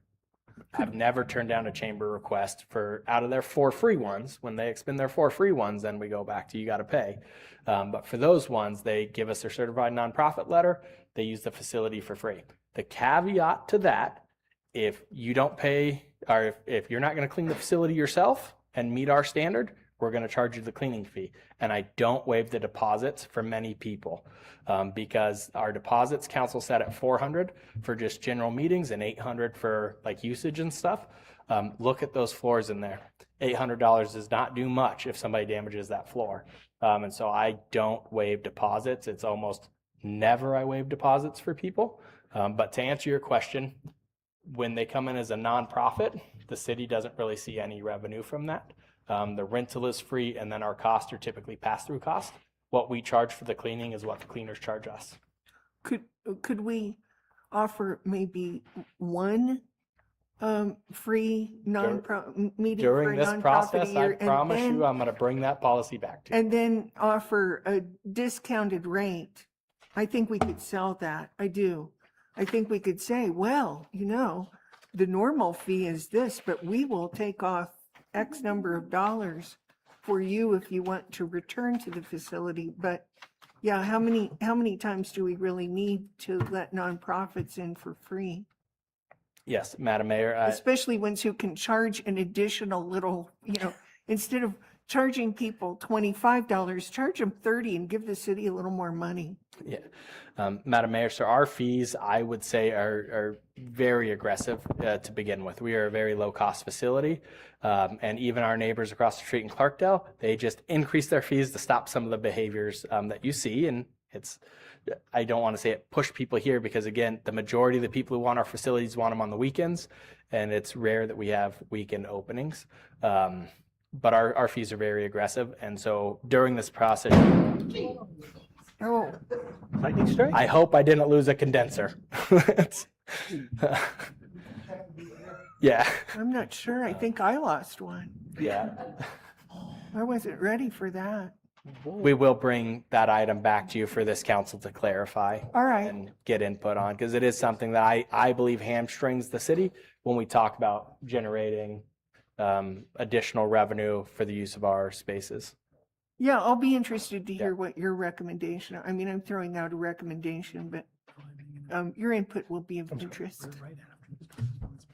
Madam Mayor, if you wouldn't mind one time free, and then a discounted rate for additionals. Mhm. Okay. So, Mr. Teal, I agree with the stratification that you've done. I think the stratification of the various programs and services seems to make sense to me. My question to you is, when you look across all these programs and services, what is the cost to the city? Madam Mayor, Vice Mayor, I did not pull the exact, we can. But ballpark. Yeah, We can- so I would say the Recreation Center operates at 1.4 million operation, 1.6 million operation. Actually, Parks- what I'm looking at is what you've presented here on these subsidy program and offering, that slide Yes. that you just had. Yep, The so how much it costs us So for for these the programs events, and the all those. sports, and what was it, there was the other miscellaneous category. How much does that cost? So Parks and Recreation programming, we have about $44,000, I believe, in that budget for Parks and Rec programs. And so the way we line item, it just is 640,700. It's not broken out into specific. I've got them all broken out line item for me. So New Year's Eve, we pay about $3,000 for. Breakfast with Santa is about $500. Community Angel is, it's a donation based. We cover anything that's left. We haven't really had to cover. John's picked up the tab the last couple of years for the things that weren't covered. Our Easter event is about $3,500. Love Cottonwood is a volunteer event that we don't do. 4th of July costs us $45,000. Trunk or treat is about $8,000 because we provide candy to the community who comes to the event to pass out. Kids to Park Day is $100 maybe. Cottonwood Cinema Series, each movie right is about $500, but we get those sponsored. Old Town Music in the Market is about a $5,600 program. Again, we didn't do it this year. Comic Expo through the library is funded through the Bookmarks Board, and so that's a $0 outside of cost for us. And then Reservation Public Use, that's a loss based on us not generating that revenue. And so I can go through that for all of them, but they're all pretty much the same. Art for Kids is, again, a very low cost, a couple $100 maybe if So they can't we're get stuff. talking maybe across the whole spectrum, like $10,000 is, I mean, it's, Although you're not including staff time. So Yeah, it does, right. there is the cost of the staff that then have to plan these events, organize them, clean up after them. Yeah. Which, put them up, tear them down. which And I brings don't me think that's included to in my that. point, which is I love these events. I attend many of these events. I support these events. I just have concerns about the total number of events. And it's in part because of what Kirsten was just saying in terms of staff time, staff expense. I see how much you put into these events. I know how much work it is behind the scenes to pull off some of these events. And because they're done spectacularly well. So, but I have concerns about staff being spread too thin and just staff expense for all the events that you have listed here. And so my only suggestion would be, and it gets kind of to Councilmember Mark's earlier comment about utilization, like, should we really continue all these events? Would be my comment. Got it. Yeah, Madam Mayor and Council or Vice Mayor Coates, that is something we're looking at. And so the first place we started was with Old Town Music in the Market, right? And so again, that program isn't. Again, less than 5 people have reached out to me about it. And so that program, we're probably going to transition out and look to see if we need to add something else, or maybe we don't. Maybe we take those resources, we allocate them elsewhere, right? And so that's something staff is looking at right now. Again, a lot of those conversations are secondary to this conversation. And so hearing council and your thoughts and your expectations for those is super helpful when we start diving into the inventory of what we have. And then the next thing from staff is I'll get together with staff. We'll go through them. I'll sit with Manager Cifuentes. We'll talk about the things we want to do. The one thing that I would caution, and I want council to understand this, luckily we've got long-serving council. A lot of these programs have been around for a very long time. And when you remove things that people have, I think you all know that I'm not always the most popular person in Cottonwood anymore. Removing things will make me even less popular. And so I just want council to understand that when those conversations happen, if they happen, they are tough choices. A lot of these things are ingrained in lots of people. There may not be a lot of them there, but the ones who go to those specific ones, it's going to hurt. Were you ever the most popular person? You don't have to answer that. I can't say that I That was. is just a throwaway Yeah, question. it's never been my goal, though. So. Well, I- and sorry. Well, I think you're on top of it, on assessing, what is, needed and what is not. And, measuring, the continuing, community good. I think that's good. And, let me temper, what I said before also with something from, another viewpoint is we are a community, and something that makes us a great community are the activities that take place. I'll never forget, July 4th, where Vice Mayor Coates was asking people as we were slinging hot dogs at them, where are you from? And the number of people who are up from the valley.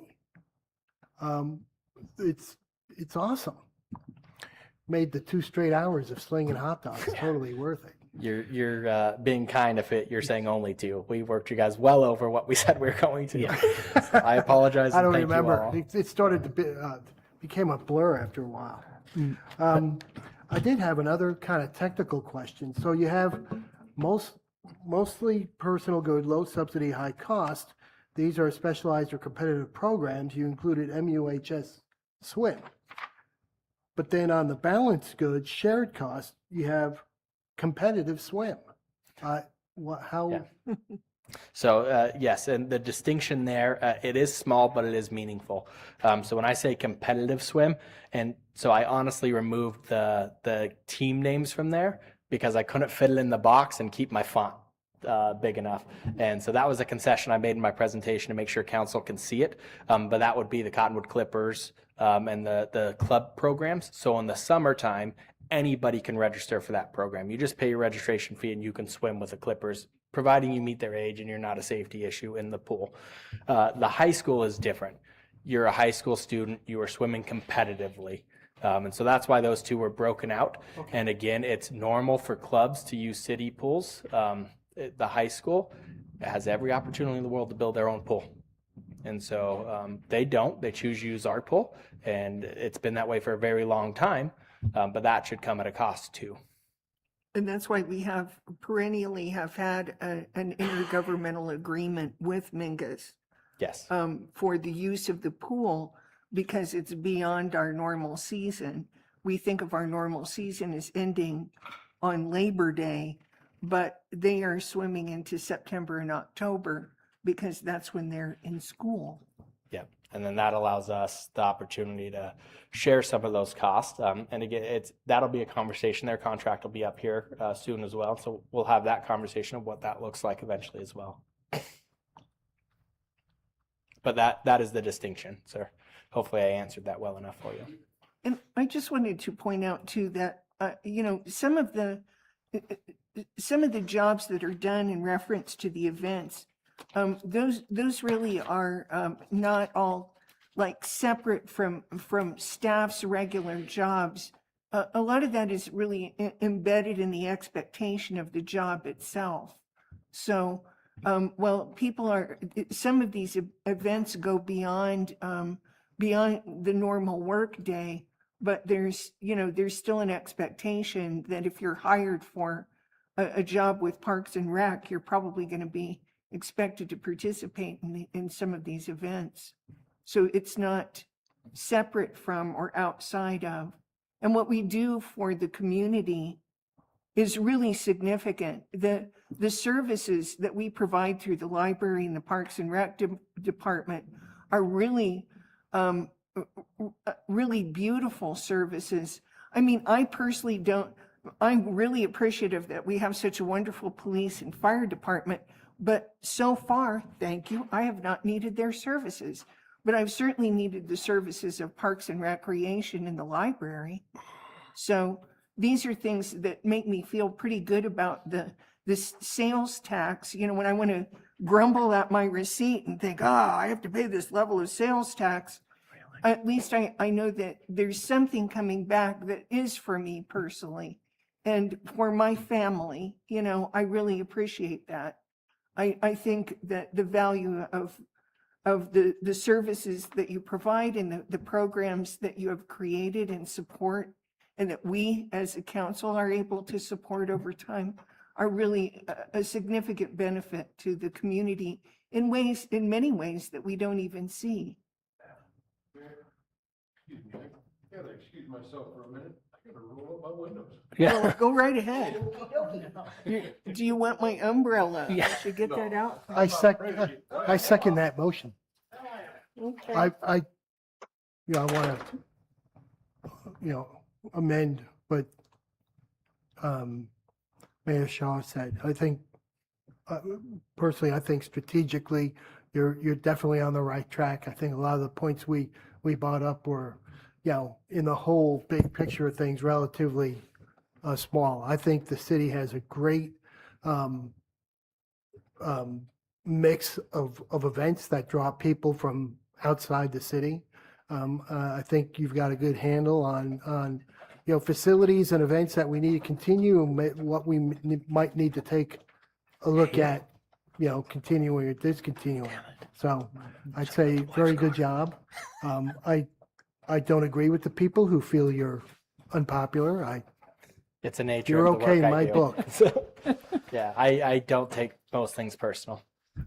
Well, and Madam Mayor, if I can just jump in here real quick, these aren't conversations for those folks, and we do know that residents watch these. These aren't conversations that we look forward to having. These are the difficult conversations. Our tax revenues were down 1.5% last year. We're projecting another 0.5% down this year. Wages continue to go up. To your statement that employees are our number one asset and the biggest cost, we're going to have to bring you in October a master fee schedule, and we're going to have recommendations across the board for fee adjustments. And part of those need to be based on cost recovery. And so we need to understand what council's appetite is for that. related to this somewhat, just right while we were having this, Michelle sent me a report, Michelle Kostecki from Placer AI, because we're trying to work with them, and so they'll do freebies, and they geo-fenced the kids' park for 4th of July. We had 7,200 attendees that day. And again, for the record, this is cell phone data that's tracked by these companies that folks agree to tracking when they do that. And so 7,200 unique individuals that stayed more than 15 minutes. So we know they came to the event. The vast majority of them came from the Valley. The next second highest number came from our neighbor to the north in Flagstaff, and then the rest came from the Verde Valley. And over half of them came from their home to the event and went back home. The number one place they visited here was Circle K, so I have to assume they wanted either ice or fuel, either coming and going, but that it's pretty clear, and the data doesn't lie. Like, folks, it's a great event, but it's $45,000, and we didn't see, aside from them buying gas and stuff, folks didn't come and go to Old Town. There were no dots that showed going there. They were simply here, got the free food, and then they went back and enjoyed themselves in their own community. So that's just worth noting. And those are the conversations Jack and I started probably months ago, talking about all of the programs we do. Are they all still valid today? Bang for the buck. When we look at that pie, and, Tom was great to do the did you know on our water thing, and in an upcoming snapshot, I want to do the general fund. And Chris and I talked about that. Like, that pie is only so big. If we're going to give more to Parks and Rec, we're going to have to increase the revenue to be able to do so, or we're going to have to take away from streets, police, or fire. That's just how it works in an era of declining revenues. And so we've worked and trying, through our economic development to get that tourism dollar up, but we're just not seeing that in this economy right now.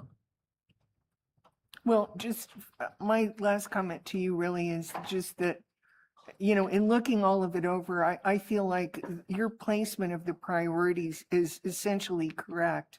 I don't have any questions about that, really. I see those, the items that you've delineated as being at the top of the list, and yeah, the rest kind of follows from the operational point of view, that what really matters is keeping all of the stuff that needs to run running first, and then we can go from there. But yeah, it's a lot of money, a lot of numbers, and we really have to have a long-term vision about how we're going to fund all of it. So we do have a bond sunsetting in 27, so just throwing that out there again. On something like, 4th of July, another thing to look at in addition to terms of, should we continue it, is, are there other ways to monetize it? Just throwing it out there. I'm not looking for an answer. Understood. Yeah, like charging vendors and letting them do the hot dogs. That might have worked out. I'm not sure. So just an anecdote there. It costs us $600 to do the hot dogs. All the material, everything is donated. Knights of Columbus cooks for us. And does anybody support the fireworks still? Because those used to be almost entirely donated back a few years ago. I was going to say back in the day, but because I do actually go back that far. Yeah. When we started I remember when we started doing fireworks, okay? Yeah. Madam Mayor, so yes, they do, but it's not, I don't want to say it's proportional. Minerals Research has been a very good partner for us on that program, and every year they cut us a check, or this year they enhanced the event as the celebration for the 250. And so I am always very proud of the display we put on, and you will never hear me not say it isn't the best in all of Northern Arizona, and we compete with all of Arizona. But this year the finale was spectacular, and that was thanks to Minerals Research. But there potentially is an opportunity to ask other organizations for that. We can always look at that. My gut feeling right off the bat is they don't do it for a reason. They probably aren't going to fund it, but we can have those conversations. Okay. not hearing anything else from council, I believe I have the direction I need to move forward with my items. And so if there's no other questions for me, I will cede whatever time that I have left to Kirsten. Next year, we need more mustard for watermelon. Mustard for watermelon. Yep. That will stay with me I for did forever. not know that It was- is very delicious. You got to try it before you knock it. But standing next to Mr. Marks and Vice Mayor Coates, I pushed mustard to absolutely every person that came through. And a lot of them used it, and a lot of them liked it.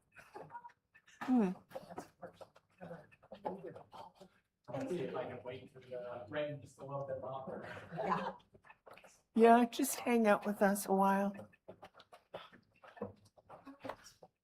Evening, Kirsten. How you doing? Good evening. Good job, Jack. I am Kirsten Lennon, the Administrative Services Director now, which I have a hard time telling people that. I still call myself the Finance Director because that's my main duty. So tonight I'm here to give you some information and have you as a council have some discussion and give us direction on how we want to fund a service agreement with the Station on 6th or the Senior Center, whatever you want to call it. I have a hard time saying the Station on 6th because it's been the Senior Center forever. It is a nice new name though. So in your packet, you had lots of information about what funding we have done in the past, what that level was, when we changed it from being a service agreement to being part of the grant programs that we've offered, when we changed it back to being a line item, and then when we changed it back to the grants, and then now here we are again looking at a service agreement. As you are aware, the last few years, the first one being in 2025, we did fund the Senior Center at $110,000 for the year. That was based on a council direction in a meeting. Somebody proposed that amount, it was voted on, and it was agreed upon. And then the next year they went back to being in the grant program and they received $90,000. But prior to that, they had been getting somewhere around $55,000 to $60,000 annually to assist with the Meals on Wheels program and with their dine-in lunches. In your packet, you will also see that we currently have in the budget $60,000 towards this program, but that does not mean that that is what you have to decide upon. You could just have a discussion and give us direction and tell us to do more or less. It is 100% council's decision. In your packet, you also have information on how much it costs the Senior Center to provide those services at $17 for a home delivered meal and slightly less for $18 for a home delivered meal and $16 for a dining room meal. And you have information on what they get from NACOG, which is $10 for each home delivered meal and $9 for the dining room meal. And then they ask for a donation. I worked at a senior center in Sedona before I came to the city, and I remember that it was always, it was rare that you would actually get that donation from the people receiving Meals on Wheels, because most of the time they have a set income and they're getting the meal delivered because they don't have the funds to purchase groceries.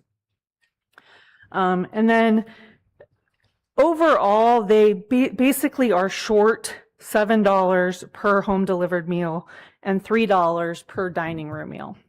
And when I was looking at their proposals and everything that they've asked, I thought, well, the city could help with half of that. If we said we were funding $3.50 for the home delivered meals and $1.50 for the dining room meals, at least we are assisting in providing those meals.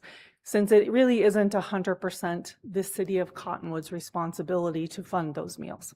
So that is why the proposal you have before you is $59,754, $60,000. So with that, I would like you to all be able to discuss, ask questions, give your opinion, whatever you would like to do, and give me direction on what you would like to see in the service agreement.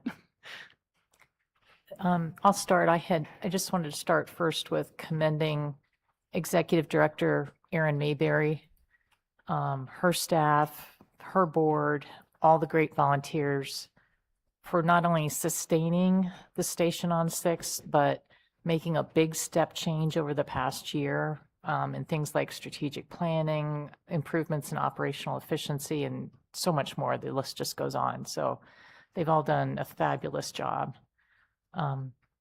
So with regard to what you just presented, I agree with staff's recommendation for funding of approximately $60,000 for the delivered meals and the dining room meals. In addition, I would also like for staff to come up with a list of in-kind services that the city could provide to the station, many of which are listed in Director Mayberry's partnership proposal. So there are things that the city could do, like marketing support, promoting the station events in the city's newsletter and social media channels, safety education, like on fraud prevention and home safety, the senior activities program. The rec center operates a senior activities program, which is wonderful, but so does the station as well. So I think we could maybe align those programs a little bit. So again, I'm in concurrence with the proposal that's been shared with us, as well as augmenting it with some in-kind services that collectively I think would greatly benefit the Station on 6 and the community as a whole.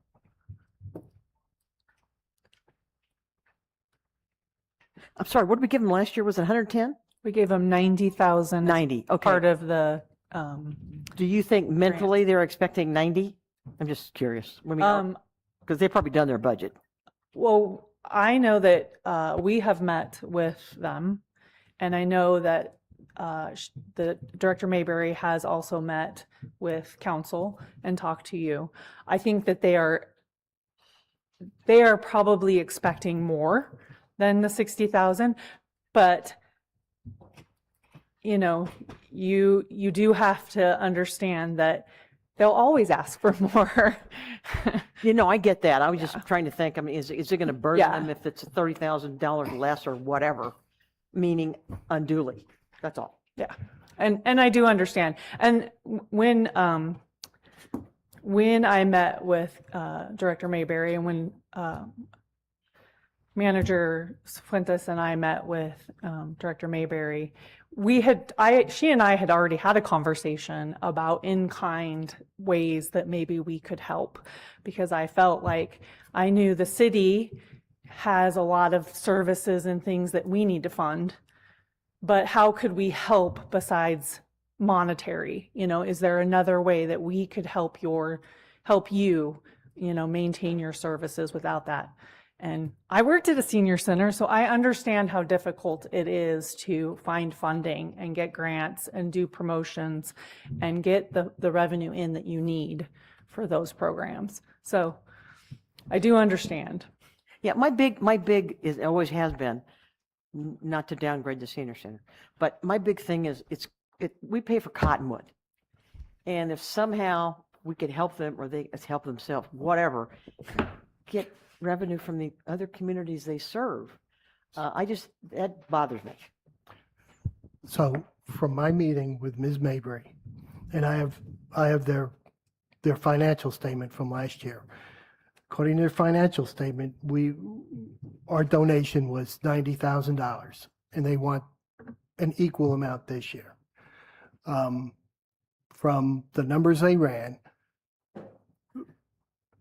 in fiscal year 2026, and it showed me the amount, with 1 month remaining in the year, they'd spent $83,000 for Meals on Wheels to Cottonwood, for residents in Cottonwood.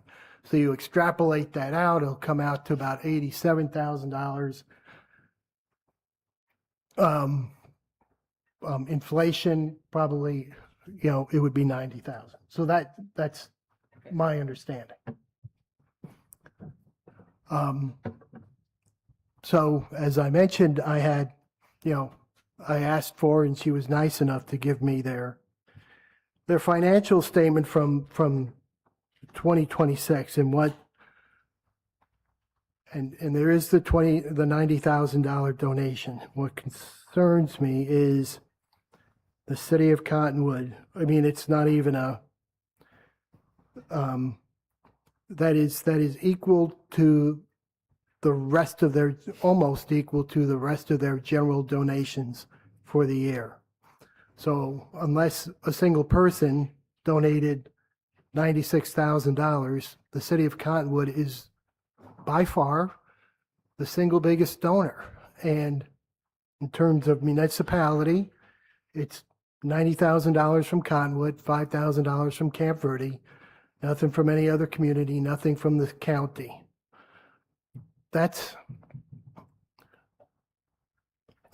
Philosophically, I just have an issue with the city being the largest donor for any nonprofit. I don't know again, I've said this before, there is absolutely no debating the need. There's just, the need is there.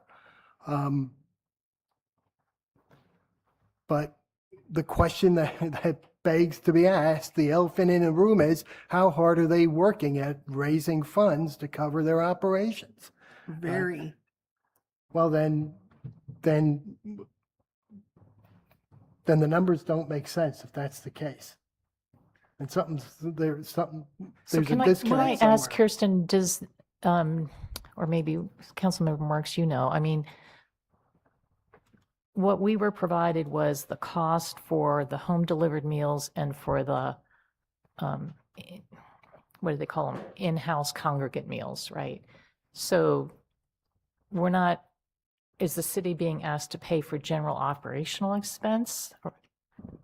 It's being, So, I mean, we're being asked to pay for Cottonwood resident meals, right? We're not being asked to cover costs for other community meals. but we are being asked to cover basically the entire cost of the delivery.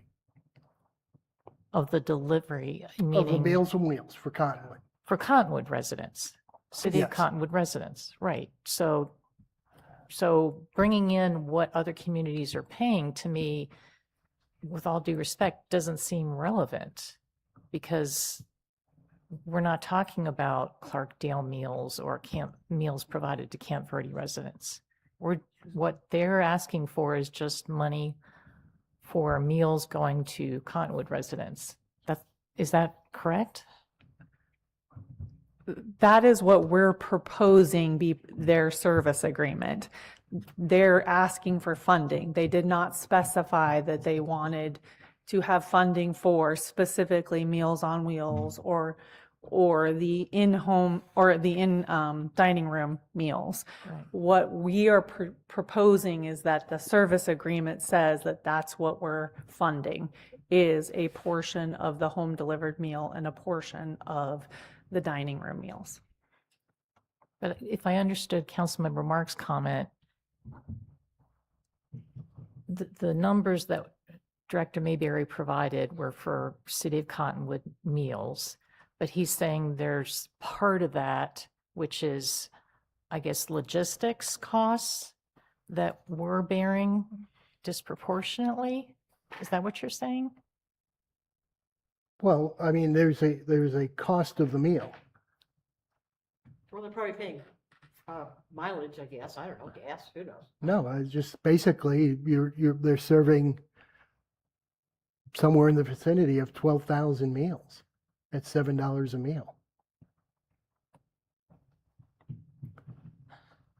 for residents of Cottonwood annually, which is $84,000.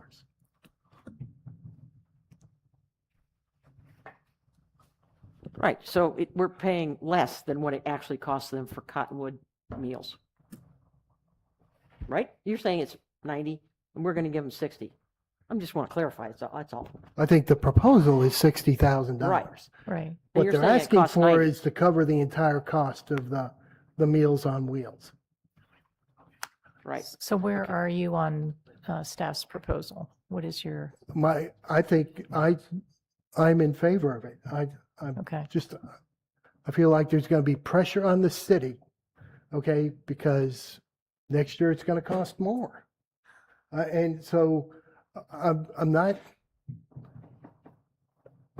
seeing everything that's being done, as a nonprofit. I mean, you've got to have passion about your mission, and you got to be good at raising money. And I'm concerned about that. So you're okay with us meaning the city, providing 50% of the shortfall, which is the $60,000 a year? Well, I'm kind of conflicted because again, the need is there, but I want to see signs that there's better fundraising. If I could comment at this point, I'd like to offer my opinion about this because, after going around the facility again and talking to Aaron again and talking about what the various needs are and costs, there's a lot of other stuff going on to keep a facility like that going. We are focusing on the meals, and NACOG is providing a fairly high percentage of the cost of all of this. However, at this point in time, considering that the program is expanding, we all know that our population is aging. And so there are people now who are, eligible for Meals on Wheels this year who probably weren't candidates for it last year. My suggestion would be to keep funding at the level that it was for FY26 in order for them to not be, buckling under the strain of keeping this going while Erin's only been there a year. She's done an awful lot to straighten out everything that was going on, but she needs a little more time, I think, to get things on track. And yes, I too have discussed, at least lightly, in-kind contributions that the city can make. And what I would suggest is that we keep funding for this year where it was for the previous year, but then begin phasing it down over, make a plan to kind of phase it down over the next 2 or 3 years so that, we can bring it back down to the $60,000 level. But I'm a little bit worried about cutting them $30,000 right now in one fell swoop.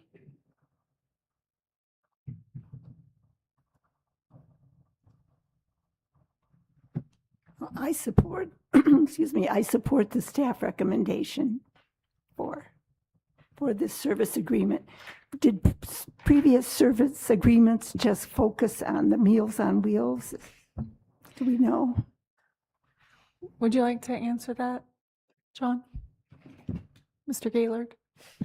Mayor, Councilmember Mosley, my answer to that question is kind of. Not entirely, no. So, yeah, kind of. It was always referenced as being, an important part of the program that the city was funding. One thing that we're trying to do this year, last year, we're trying to be a little bit more focused on exactly what it is that we are paying for.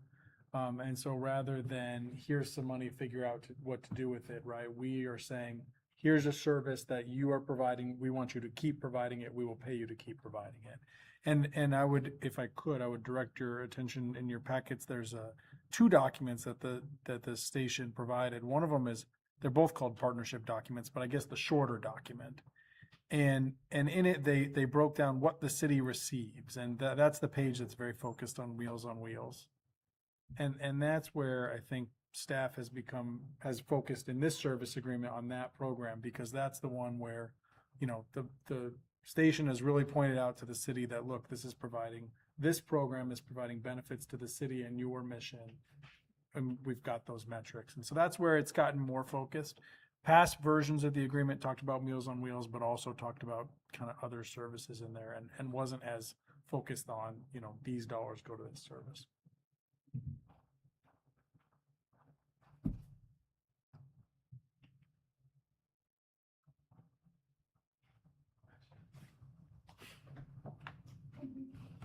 And regarding the in-kind that we're considering, my understanding is that there is a state legislature has limited what we call gifts to nonprofits. Is that correct?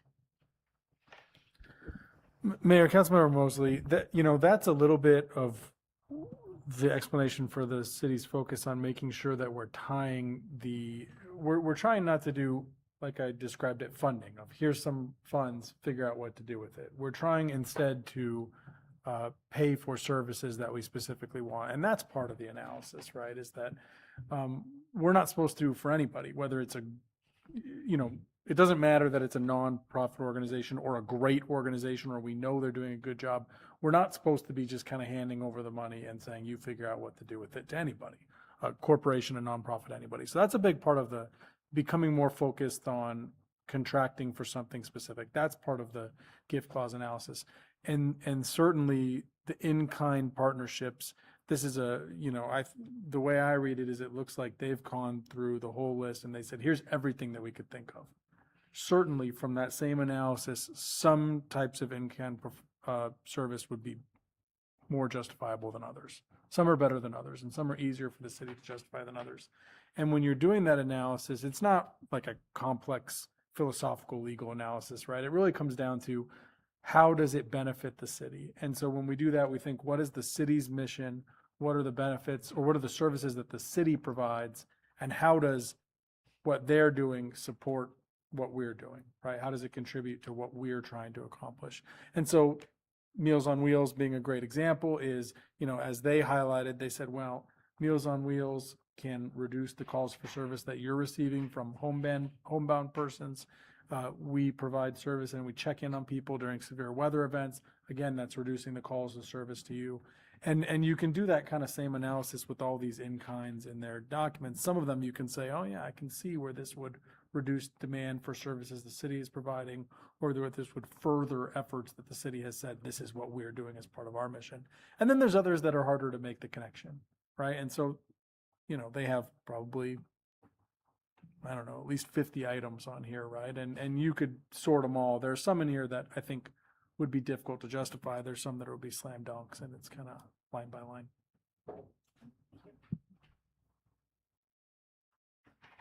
Okay, I would tend to go with the staff recommended.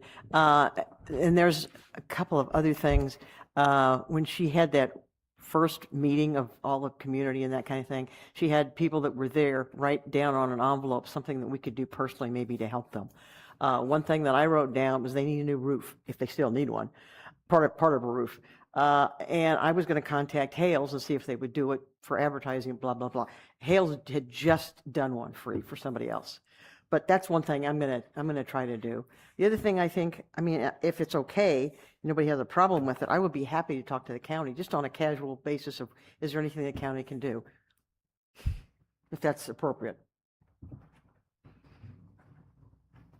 Councilmember Wilden, I can't give you permission to talk to the county. Well, I know, I just want to make sure I'm not overstepping my whatever. No, and I think the county has kind of awakened to this need in places because they have granted some money to Meals on Wheels programs. They know that federal funds have been severely cut, and I'm not sure who all they're doling out to, but they really should. I can talk to Aaron. They really should Yeah. provide some funding because a lot of the people who are receiving Meals on Wheels are in the unincorporated areas. They are not directly Cottonwood residents. So yeah, if people are going out, meals are going out to the Verde villages. Sure. And we're not considering them to be Cottonwoodians, Right. then the county can offset some of that cost. Okay. But I don't think that, you know, I don't think that Erin Mabry is at fault for not applying for, you know, not going after any funding. I think that she's had that conversation, but there's no reason you can't. I can too. I'd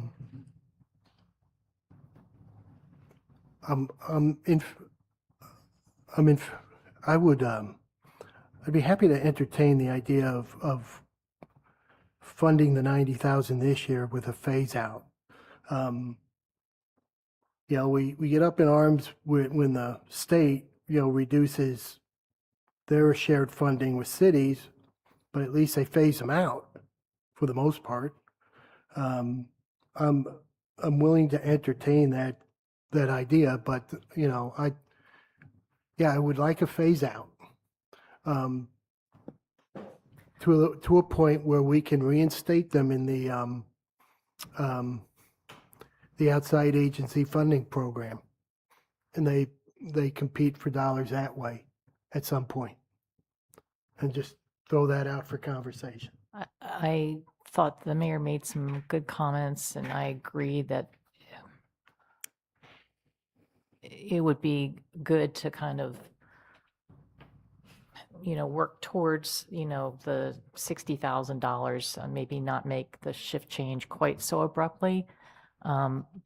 But I wouldn't, I would suggest not $90,000. I would suggest something in between, because I still think that there's the indirect monetary value of the in-kind services that the city will be providing. So, you know, I don't know, call it $75,000 or something like that is something that's not 90, but you know, it's not 60 either. Yeah. I do want to point out though that the in-kind contribution from the city for services is not in the budget and has not been approved. So that's why for one thing, it should remain kind of out there as a future item. And if there are some things that we can fit in and do for them, that's great.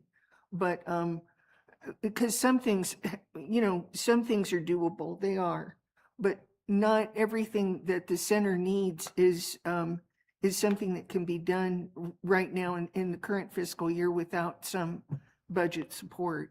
Am I correct about that? Yes, and just for clarification on what Councilor Gaylord was mentioning, like the vast majority of anything that would result in improvements to their capital assets are not things that we could help them with. You know, that would be a direct contribution, and that would fall under the gift of public funds. And so we wouldn't do that. It would be more about marketing and programs and stuff like that that might not have a direct dollar impact on us. So Kirsten, if we were to go more than the budgeted amount for this fiscal year of $60,000, where would that additional 50 or 90 or 50 or $30,000 come from? Councilmember Coates, we would take it out of the undesignated reserve, which is, I think currently, I want to say 70,000. And so that would just reduce that. And what that undesignated reserve usually is the, basically, if there's a project or a program that council feels strongly about, we could take the funds from that. And we've used those funds for other things in past years. So that's where that would come from. So it wouldn't, you know, it wouldn't make us over budget by allocating more towards the senior center. But that's still taking into consideration, we're taking more to put into the reserve fund, correct? Yes, We're still doing that. yes, Okay. we're still doing that. Okay. I'm okay with that. I like Vice Mayor Coates' idea of a medium 75,000 with, going with a phase out of like, say, $5,000 over the 3-year period. And then we're back down to that $60,000. Alternatively, go phase out 75,000 to 60,000 to participation in the outside agency grant funding. Community impact grant. Oh, I'm sorry, the agenda item says outside agency funding. Well, yeah, I'm okay with them either way, but right now, what we've done with the Community Impact Grant Program is cap it at $20,000, which is why, no, it's 25,000. Yes. Sorry. It's $25,000, and that's why we don't want to put this particular program back into the running for that, because we've said no, there are no nonprofit agencies that we want to fund at a level beyond $25,000.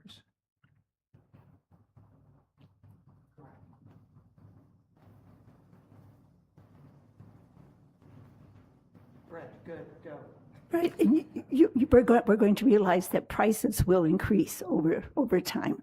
And so what the cost of the meal is this year could be more next year. And so we're really not addressing that portion of it.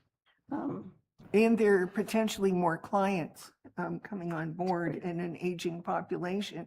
So, while NACOG is reimbursing each meal, the costs are still going up. It's still more money. I know it's not proportional, but it's still money going out the door.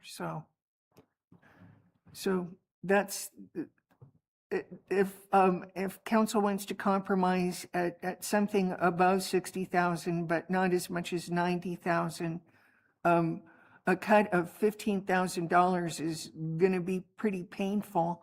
A cut of $10,000 would be slightly less painful.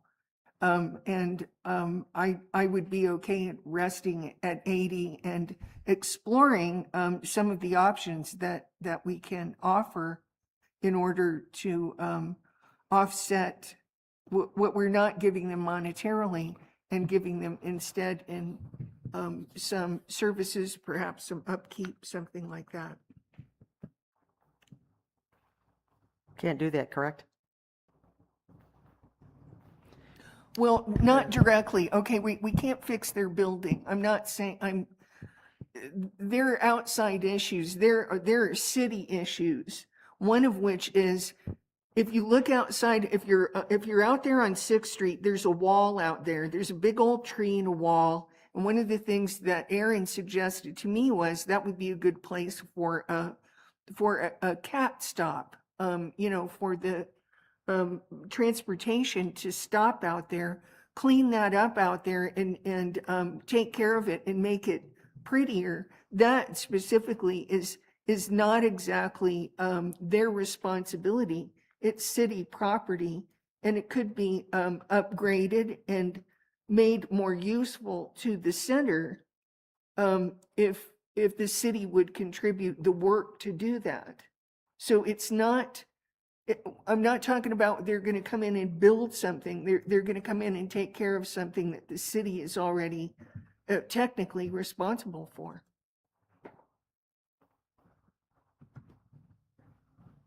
So remind me, Ms. Lennon, the service agreement, I was just trying to find it. What's the term of the agreement? How many years? Councilmember Coates, I think it's a 1-year 1 year. agreement. Okay. And Because I was thinking about what Councilmember Mosley was saying is, rather than just kind of having an arbitrary, 75, whatever, I think it would be helpful to kind of have an algorithm like, as you did, like we will pay 50% of the shortfall. So I think, that should be a consistent algorithm that we apply in this year as well as coming years, so we don't continue to have this debate every year. Okay. In fiscal year 2025, their fiscal year 2025, the support from the city was $110,000. In 2026, it was $90,000. They had to make up that shortfall. They did make up that shortfall. So it's it's not, it's, I'm sure, based on, the efforts of Ms. Mabry. I'm just concerned about the reliance upon the city and the assumption that the city is going to foot the bill on an annual basis. And why it would be for the station on 6 and, these other, nonprofits that have these huge missions also, and, why they have to go through the community impact funding. I'm just, there's a lot of demand on the city's budget. And, these nonprofits, I don't know any other way of saying this. They need to continue to find their funding. I understand costs go up and,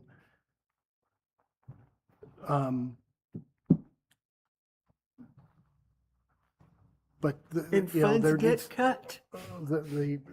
Well, And funds get cut. they've been able to make up the shortfall before.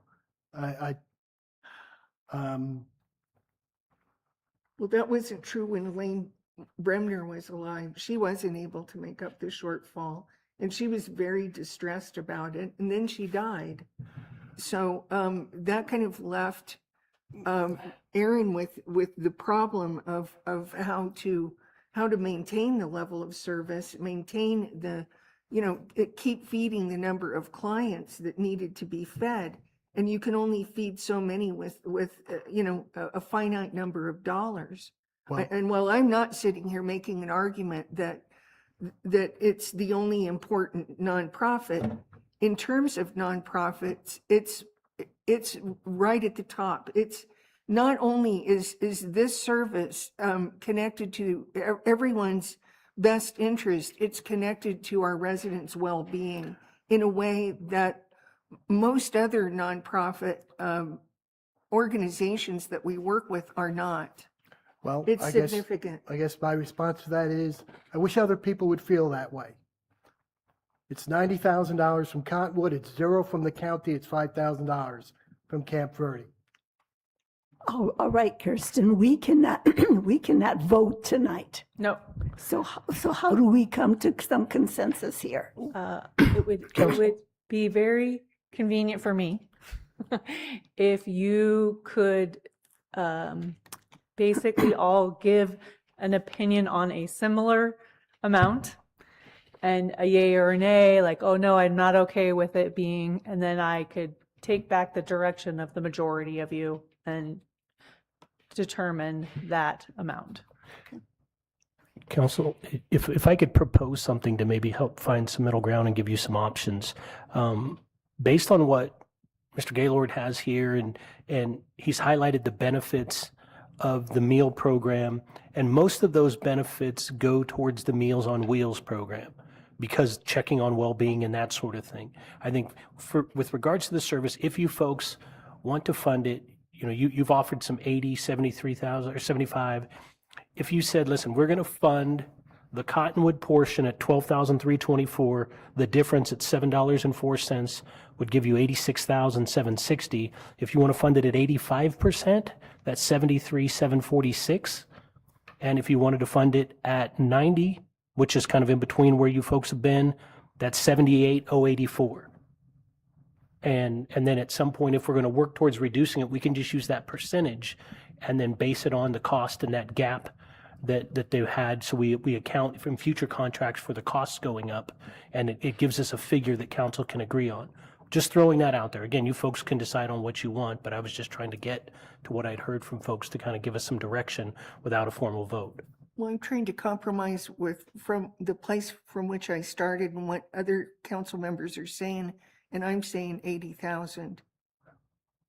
So if that's objectionable, okay, but it's a $5,000 difference. I think to incentivize, Aaron, it's Mayberry, by the way, just so you know. Maybe we just do I like the percentage. So that's going to incentivize her to keep the cost down, I think, and try to get other funding. So I'm good, instead of like a 80,000, 90,000, whatever, we do the percentage of what that is each year. Well, yeah, he just explained. Yeah, that's what I'm saying. I agree with Yeah. you, doing it that way. Well, yeah. That's fine. Councilmember Wilden and Mayor Shaw, it would be much easier for us Right. in the finance department if you said, we want to fund 85% or 75% of the shortfall of Meals on Wheels. Okay. And you pick a percentage and we'll just base that fee on that percentage. So if you could agree on a percentage. Right. So the 85 was 73,000 and change, and the 90% was 78,000 and change respectively. 90. 90%. 75? Now you make me go back and do math again, Vice Mayor. I don't have my calculator in front of me. He does. Well, we can, Don't you if do we're it in your using mind? percentages, No. we can use a lesser percentage next year. But really, I think it's really important that we kind of try to keep funding up and going. 75% would be 65,000.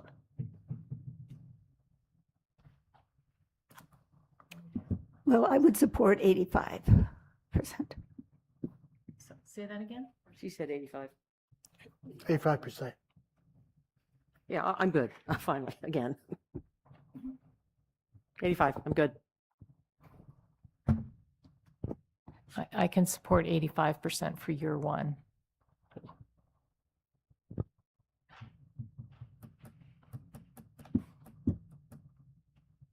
Yeah, I'm fine with that. Can we have staff work on the phase down? When we bring back, because Propose- council has to approve the agreement, Right. we'll include in that as a new business item, a recommendation for a phase Right. down, and then council can give us direction as appropriate. Thank you for interpreting what I said as. Sure.